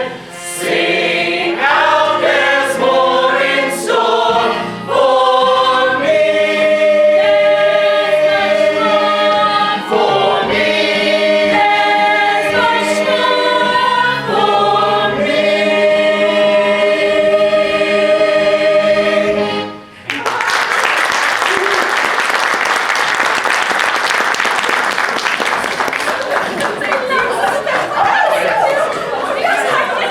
I think we might do that again. Encore, maestro! Hey!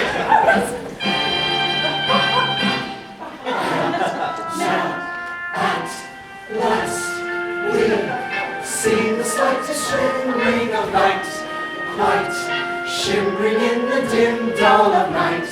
So long have we been blind, but finally we unwind the plot. The truth is this: we find out what we begin to dream.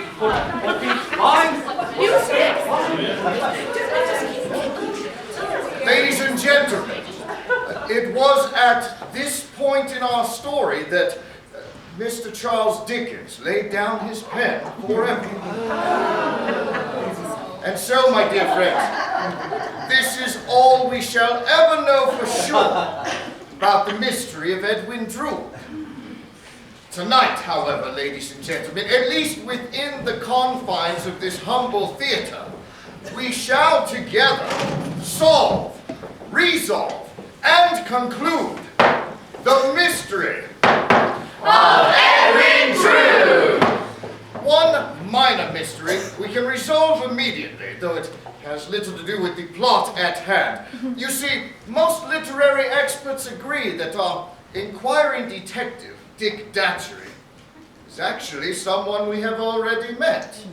A character from Act 1 who is roaming cloisterum disguised as Datchery, so as to better investigate the disappearance of Edwin Drood. And, as many of you have already guessed, the part of Datchery has been taken thus far this evening by that master and mistress of male impersonation, Miss Alice Nutty.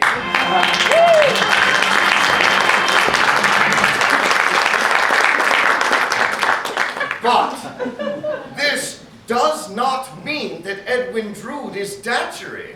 No, no, far from it.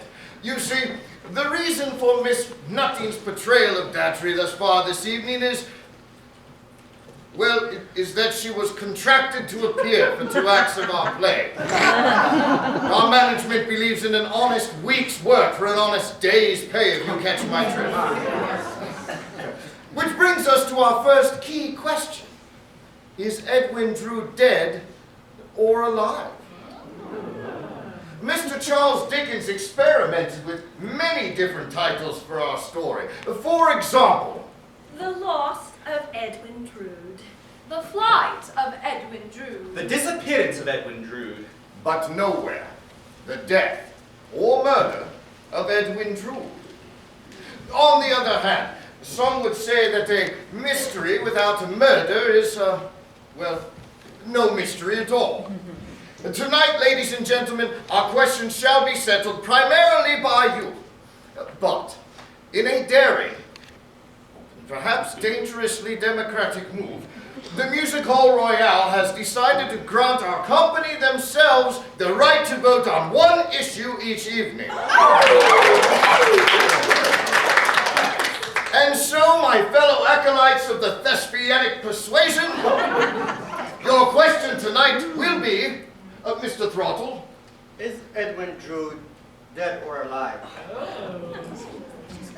Gentlemen, ladies, as your whim takes you tonight, all those who believe Edwin Drood to be dead, please raise your hand.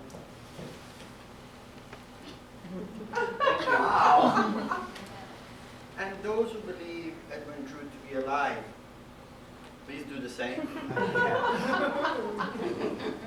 I'm sorry, Miss Nutting, but you've snuffed. By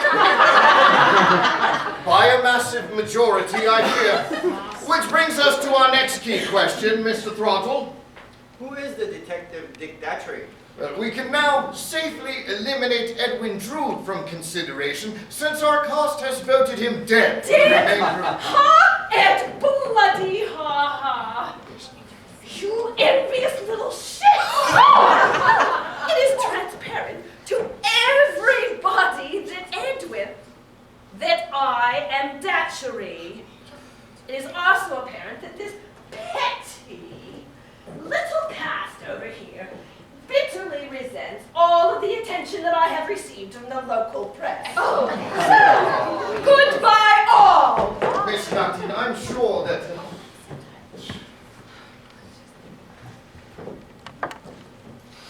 You have no idea the week we've had with her. First, her dressing room was too small, then her mustache was too long. Well, I told her she was splitting hairs. Well, please yourselves, I really must apologize for this bit of unpleasantry and what I'm sure you'll agree has been an otherwise flawless evening up to this point. And in all fairness to our cast, and to our story, I must strenuously point out that many literary experts disagree with Miss Nutting's contention that Edwin Drood and Dick Datchery are one and the same person. Indeed, there are several prime candidates for the face behind Datchery's beard. For example, I offer Helena Landless. About her, Neville revealed in Act 1. In desperation, Helena tried on more than one occasion to flee our stepfather's cruel and miserly hand, even disguising herself as a boy. A hit, a palpable hit, but Is it a meaningful thrust or misdirection? Surely Helena Landless would be fearful of pursuing John Jasper under the given circumstances. Not under any circumstances. But the candidates hardly end there. What say you of Bassett? I love the theatrical world, but there are many stages beyond the proscenium. I long to play a larger part. Who more likely to don such melodramatic garb and seek the spotlight? Why otherwise does he appear in our story at all? From my earliest remembrances, I've been secret and revengeful. Who more likely to investigate the disappearance of Edwin Drood than he, most suspected of foul play? Or did someone else wish to clear Neville's name? Neville has been entrusted to my care. The Reverend Mr. Crisparkle, whose passions and energies lay hidden beneath his clerical garb. Perhaps he has donned another uniform, that of the detective, Dick Datchery, so as to save the lad who has been his charge and responsibility. And then there is the puzzling and intriguing possibility of Rosa. Rosa!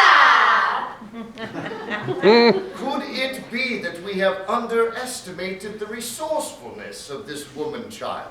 Did she take it upon herself to investigate the disappearance of Edwin Drood? Looks can be deceiving. I'll say. I do know one thing for certain. Dick Datchery is not John Jasper. Or the Princess Puffer, Deputy, Durdles, or even Mayor Sapsy, for in our play and in Mr. Dickens' novel, they all appear in scenes with him. They are observed to be in his company. And so we are left with the following candidates for the role of the detective Dick Datchery. And may I suggest that we vote the way it is done in amateur theatrical contests. As a handkerchief is held above the head of each candidate, pray applaud for your own favorite in the role of Datchery. But do remember, ladies and gentlemen, we have larger decisions yet to come. Soon, I shall ask you to decide who is our murderer tonight. So don't merely vote for whichever cast member is a distant cousin of yours, for God's sake. Mr. Throttle, if you please. Is it the lovely Miss Rosa Budd?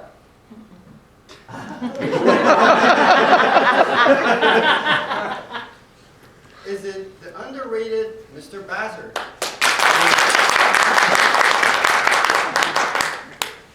All the way from Ceylon, Mr. Neville Landless. Is it the tempestuous Helena Landless?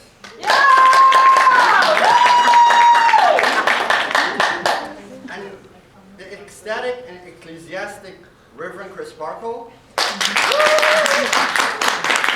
Oh, interesting. Seems very close this evening. Rosa Neville, I would have you step back. So try again here, ladies and gentlemen. The loudest applause shall be your detective. Is it Bassett? Helena Landless?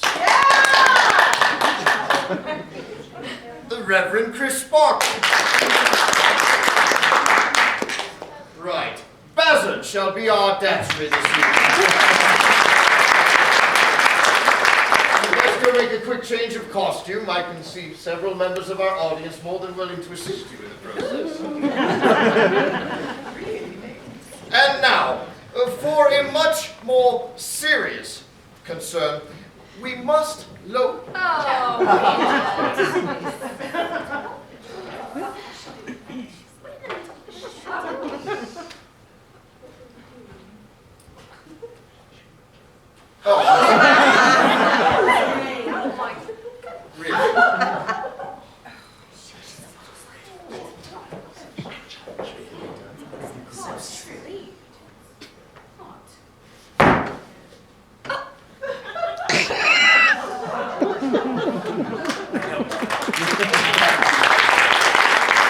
Ladies and gentlemen, please.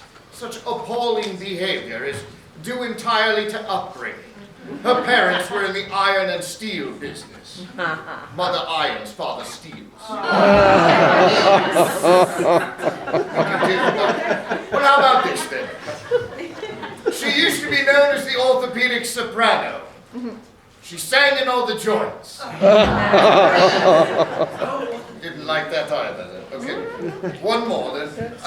She sang in a pub called the Cock and Comfort. Not much comfort, but plenty of...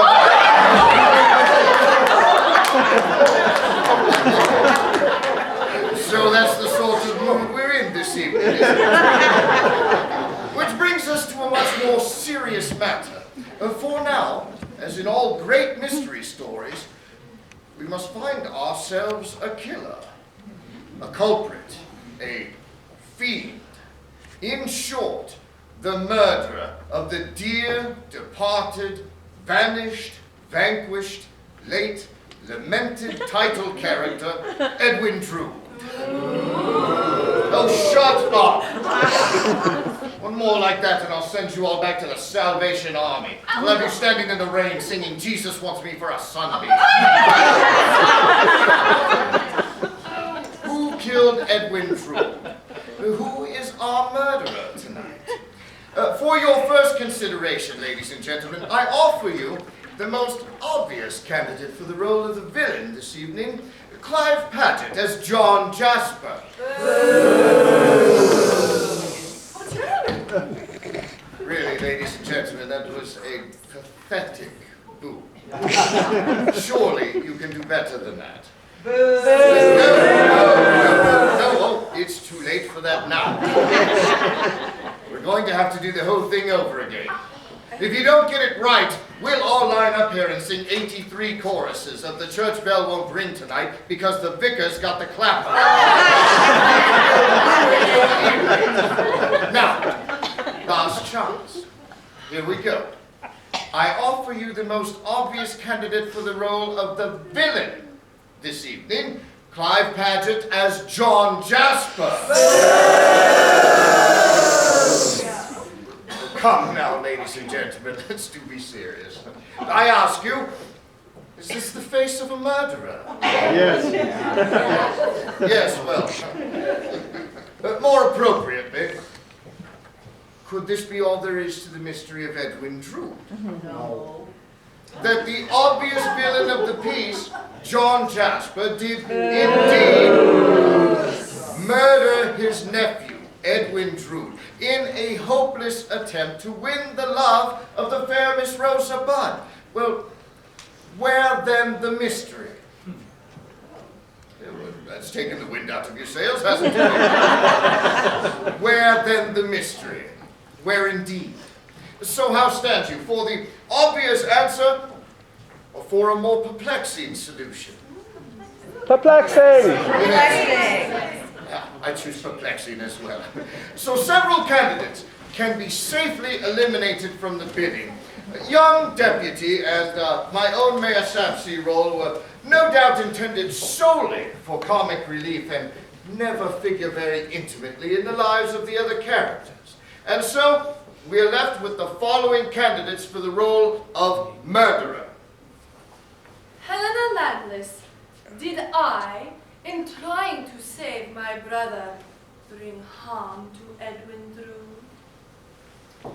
Rosa Budd, why would anyone as pure and innocent as myself want to murder my own true name? Dirtles. I'd rather have a bottle in front of me than give Drood a frontal bottle. Neville Landless. In all honesty, I cannot recall anything of what transpired once Edwin and I reached the river.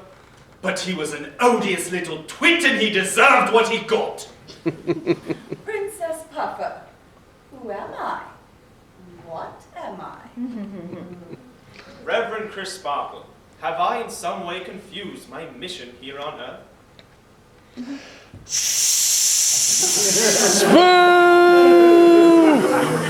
Yes, you did. Thank you very much.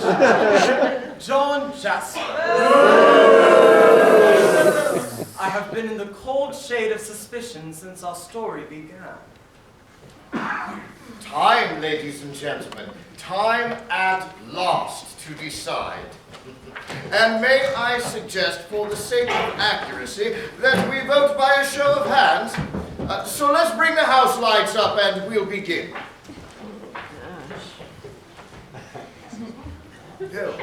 Oh, good Lord. This is what I've been dealing with this evening. Don't you all join hands and try contacting the living? No matter. We shall proceed post-haste with the vote. Thank you, sir. Members of our company, I am now circulating among you to collect your vital votes. Remember, just think of getting the name.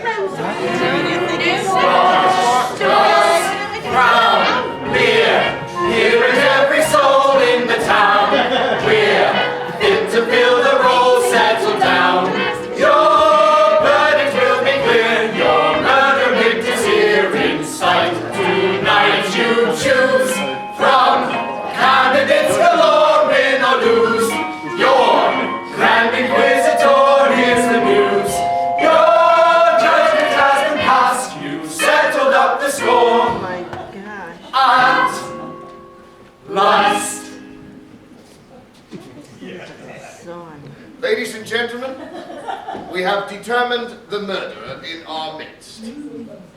I will now offer a sip of port to your chosen fiend, that he or she may know your verdict.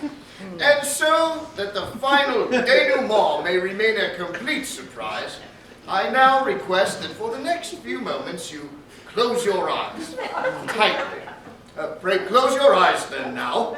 Oi! Close your eyes!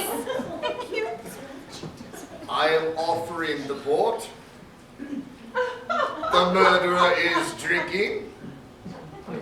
Open your eyes then now.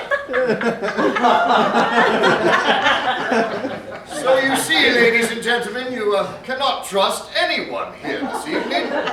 And so, as our cast departs backstage, where even now your votes are being counted, I only caution you to prepare for a few unexpected twists and turns as we serpentine toward the conclusion you have chosen for us tonight. And so, friends of the Music Hall Royale, for the first time, and at long last, the conclusion, the finale of The Mystery of Edwin Drood! The first chapter of Mr. Dickens' novel was entitled The Dawn. Perhaps not coincidentally, the last chapter he wrote was called The Dawn Again. So yes, let us begin our last chapter amid the cold gray tendrils of a dim English dawn.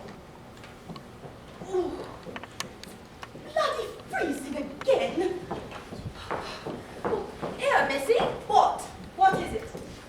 Can you spare 3 and 6 for a Christian soul in distress? We are both Christian souls in distress, and I've hardly 3 and 6 to get myself to London. running away from something. Yes, at long last. And now I must be off. Rosa!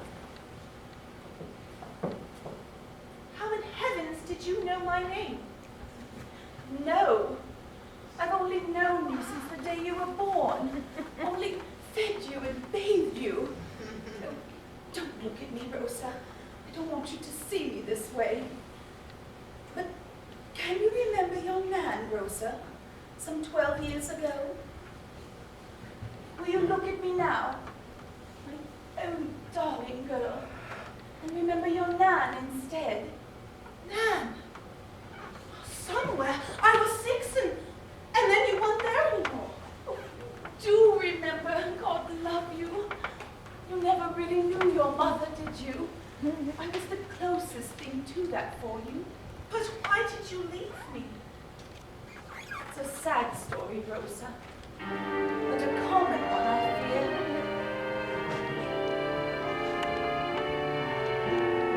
I was once your Nan.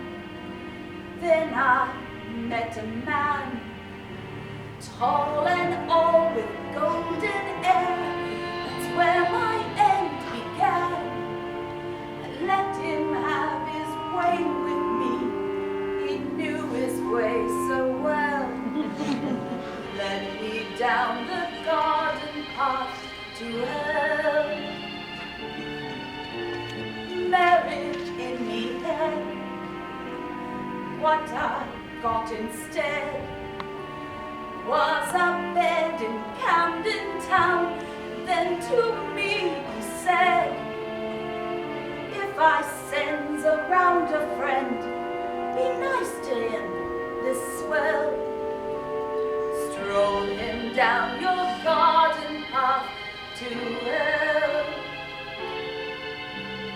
Make your bed of roses and sleep in it, cuddle deep in it, and pray you never wake. Soon the deadly poppies come cropping up, fairly popping from the seeds of one mistake. On me back all day, earning Satan's pay. I took 2 drinks so's not to think of who'd come next to play. I gave my gent my every cent, and he gave me farewell, leaving me to weed the path to hell.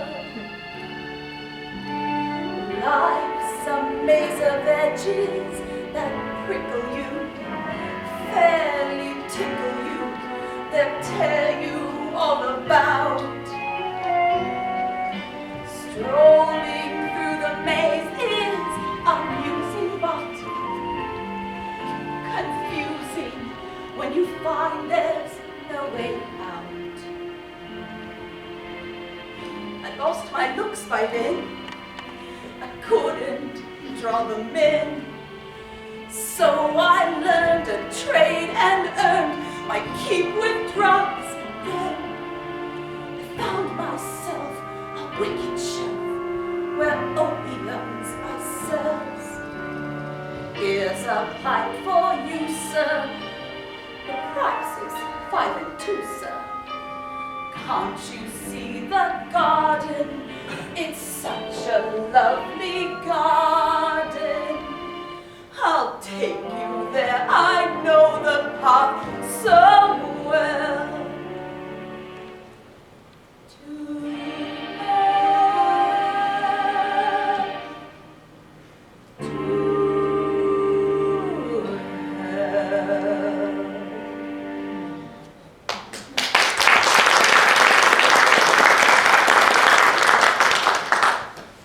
Rosa, my child, my own, how deep a shade you went through life alone. And yet despite my dreadful fall from grace, I never once forgot your name or face.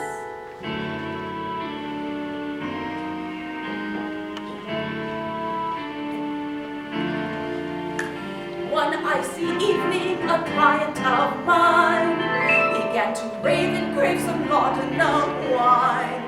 And as he drank his Satan's cup of blood, he made the great mistake of crying Rosa. Now it's one thing for them likes me to mix and mingle with the likes of he. We are both made from God's most lowly clay and mud. But how comes this man to cry out, Rosabud? Well, I can't see too clear, so I followed him here, finding out who was who. I've come back a time or two. Then last night, tracking me was this Mr. Datchery. So I followed his tracks to his lodgings in the back. Though I hate to confess that I watched this man undress, and I saw sudden wise him without his full disguise. And the job took theatrics, had no fear of hazard. Dick Datchery was bazzard. Yes, it is I gladly reveal my joy, telling all I cannot conceal. Author am I, at least of this page. Joyfully now I take center stage.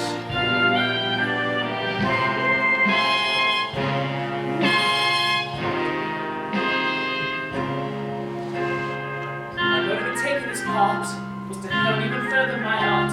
My theatrical bent in a costume that's length trifle was dear to my heart. The chance for some public acclaim, just a shred of a second of fame. As a playwright, a plot to unravel to not was a problem much harder to tame.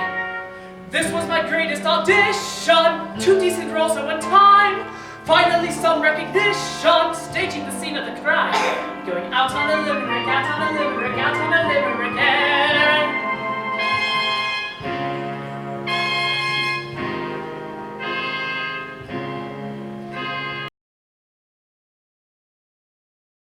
Dick Datchery was Miss Landless. Thank God for that, the sheep has been sheared. I don't know how men live through heat with them in. Gladly I shed this tent of the foot. My explanation I now emote.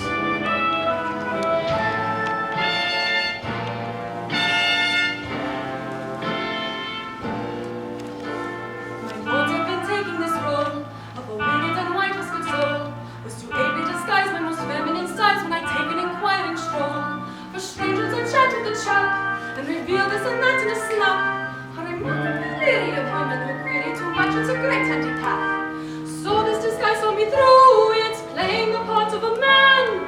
Really there's nothing much to it, more than and can.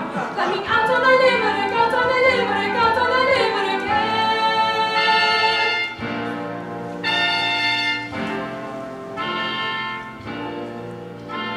I found a theatrical kit, and as Datchery I did my bit. And to clear Neville's name I confessed to my shame was for vengeance as well, I admit. I followed John just behind low, on the dance he descends to below. And when Papa came here, it was immediately clear my suspicions were quite apropos. So I crept in the lodgings of Jasper, dressed in that garb what a sight. There I found Rosa, but clasp her mother she gave to that night. Jasper took it from Ned after hurling it dead to the weir river bed, I suppose.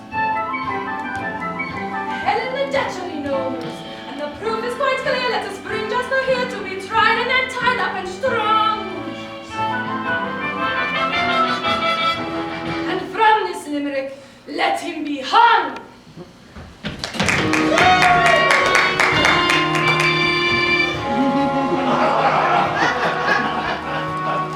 I will not lie, I wished an end to time, twice dead am I.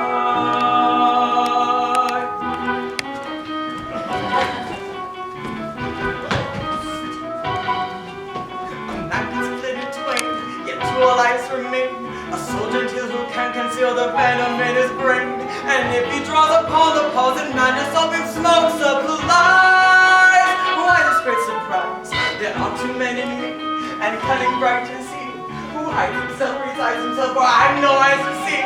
But now I think he's at the brink of breaking through the door.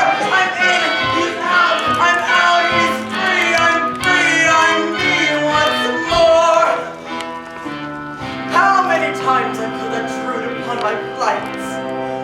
my plights that boast the smug presumption of his rights. His rights as heir, his rights to share my Rosa's bed. He took enough smoke for me to picture Edwin dead. That night I filled myself a flask of laudanum, and then to toast my Ned and Neville I drank some.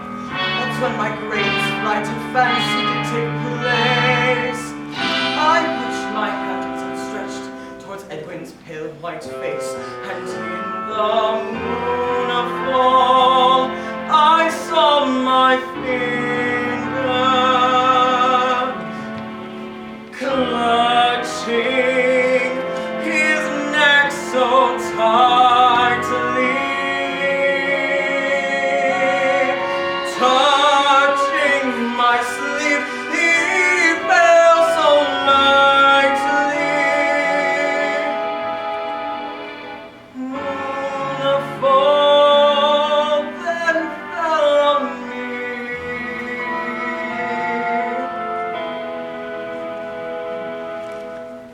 But God, the deed was much too easily done. As much is over once it had begun.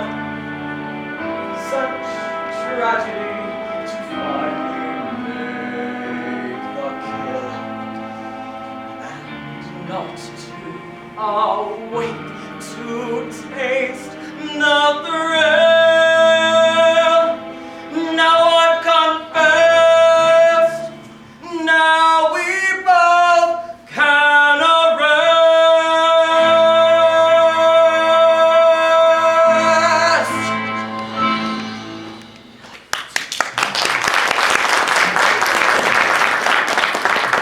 No! I can't let this happen. Yes, you placed the code the young Drood wore that night at the River Weir to throw suspicion on Neville Landless. You're a bad one, John Jasper, when the evil one's inside. But you're not a murderer. You didn't kill Edwin Drood. Turtles, let me understand. Are you saying that John Jasper did not kill his nephew? Exactly, your lordship, sir. It was a wild night that Christmas Eve, as you'll remember, Squire, and I sought shelter at the door of Mr. Jasper. And I saw one of your own throttle Edwin Drood. And in a convenient flash of light, I saw who it was. That was quite a speech, Bill. I think I could have a little nip of pool. Turtles! Suddenly, I see Mr. Jasper exit his own home under the influence of potent medicine. And suddenly, he collapses. And then he gets up and picks up the body and carries it into the cathedral, depositing the body right in Mrs. Sapsey's tomb. What? I told you there was plenty of room in there.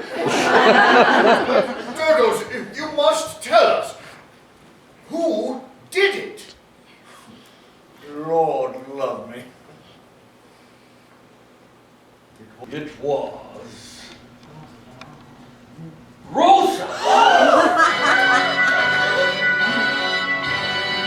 Were you so blind you could not see? I rolled a yes. And it was wonderful to do, I did confess.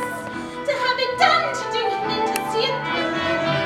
You surely knew by now I meant to murder you.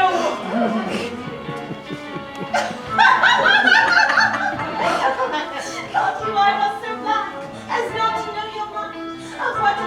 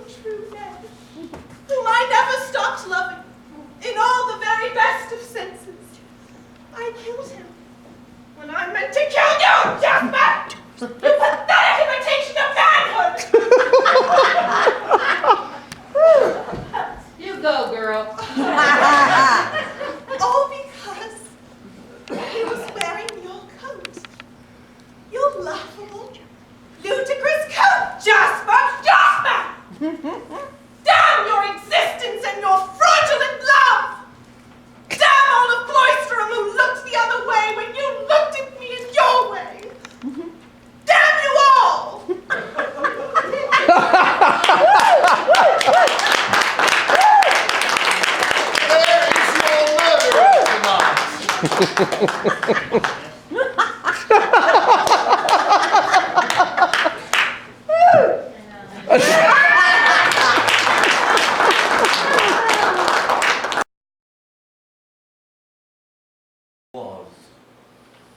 Chris Sparkle.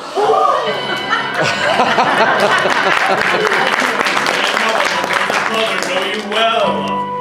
If a man to land on her, he'd go to hell. I'm free from blasphemy, but as some see me crude, though C of E, I confess I murdered Drood.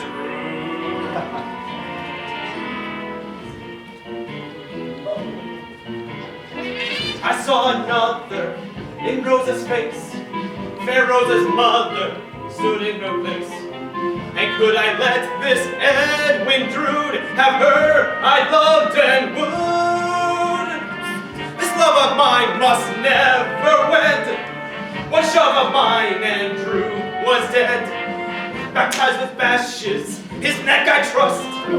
Capsized to ashes, thus dust to dust. And thus I bore him from the gloom and sanctified his tomb. He ceased to shiver, he ceased to quiver. I did deliver him to God, and she is mine now, a love divine now. Some find me odd, but living am I, and vanished is Drood. Satan must die, and vanquished is Drood.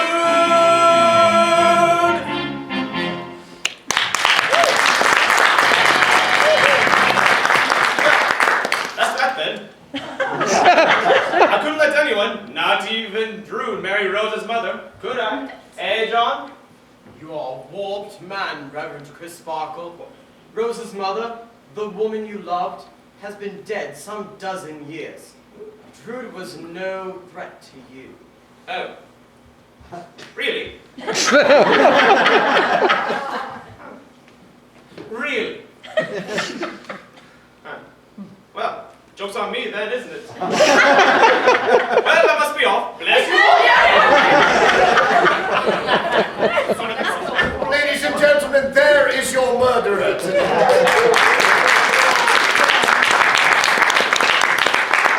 Surely we are entitled to a happy ending. We all have need in our lives for love, romance, or at this hour of the evening, any reasonable facsimile thereof. And so it remains for you to resolve one final question. Who among us shall find that commodity we all seek? Who shall be our lovers tonight? See, on the distaff side, we are left with the serviceable Princess Puffer. The lovely Rosa Bud. The tempestuous Helena Landless. So much as we voted for Datchery, pray indicate with your applause your favorite for the female side of our lovers duo. Helena Landless. Rosa Bud. The Princess Puffer. Oh, very, very close. I don't think doing that again would get us anywhere. Sir, who is your favorite? Helena, you shall be the female side of our duo. And we have a field of well-heeled bachelors to choose from. Okay, ladies and gentlemen, by applause, this specimen called Durdles, Neville Landless, John Jasper, and Deputy. It looks like, John, you are our hero this evening. So, a gentle reprise, if you will. It seems we are about to have a love song. Everyone booed.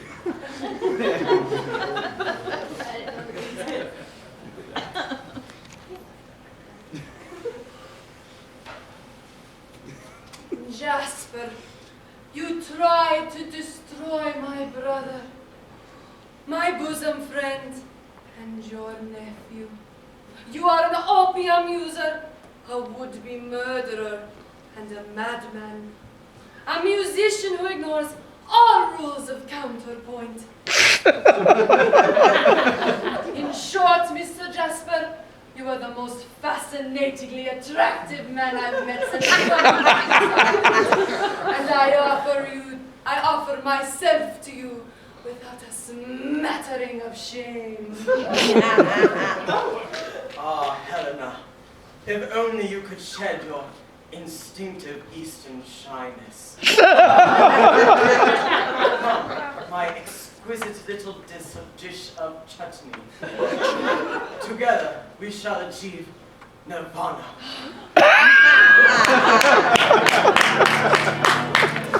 Once we were perfect strangers, yet strangely met are we.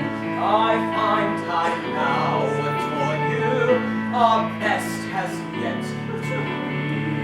It seems I've longed to hold you, fate ruled it so.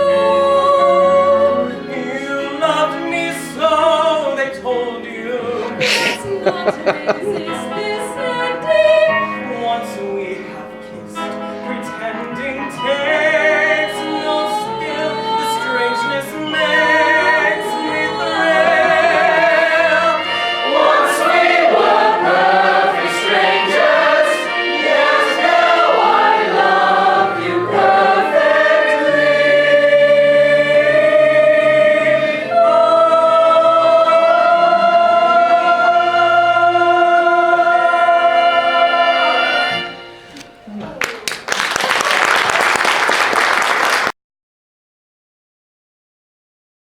Well, that's your choice. Sick lot. And it appears we're stuck with it. So, a gentle reprise, if you will. Seems we are about to have, oh, Lord help me, a love song.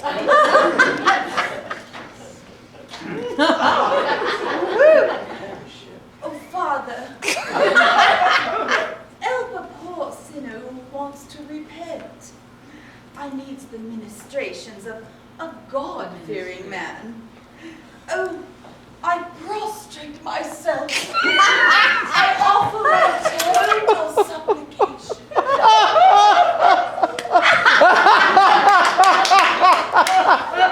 Oh, bless you all very much.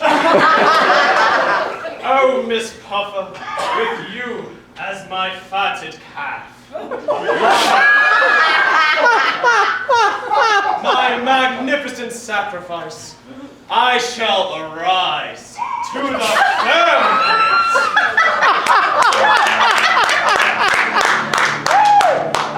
Once we were perfect strangers, how strangely met are we.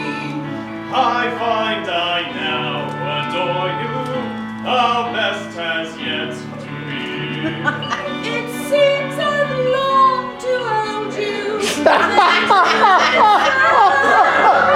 You love me so, they told you. Let's not resist this ending. Once we have kissed, pretending takes no skill, this strangeness makes me thrill. We were perfect strangers, yes, now I love you perfectly.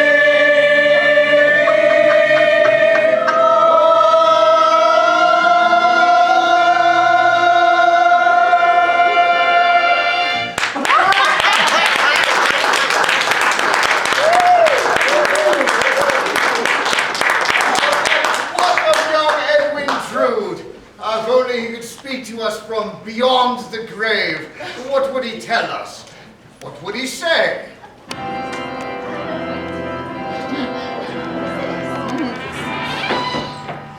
alive! Hello, everybody! I am Lazarus, risen from the grave. Quite alive, you'll find me. This tomb behind me is where I faced my cleansed shame. When I struck my head against the street,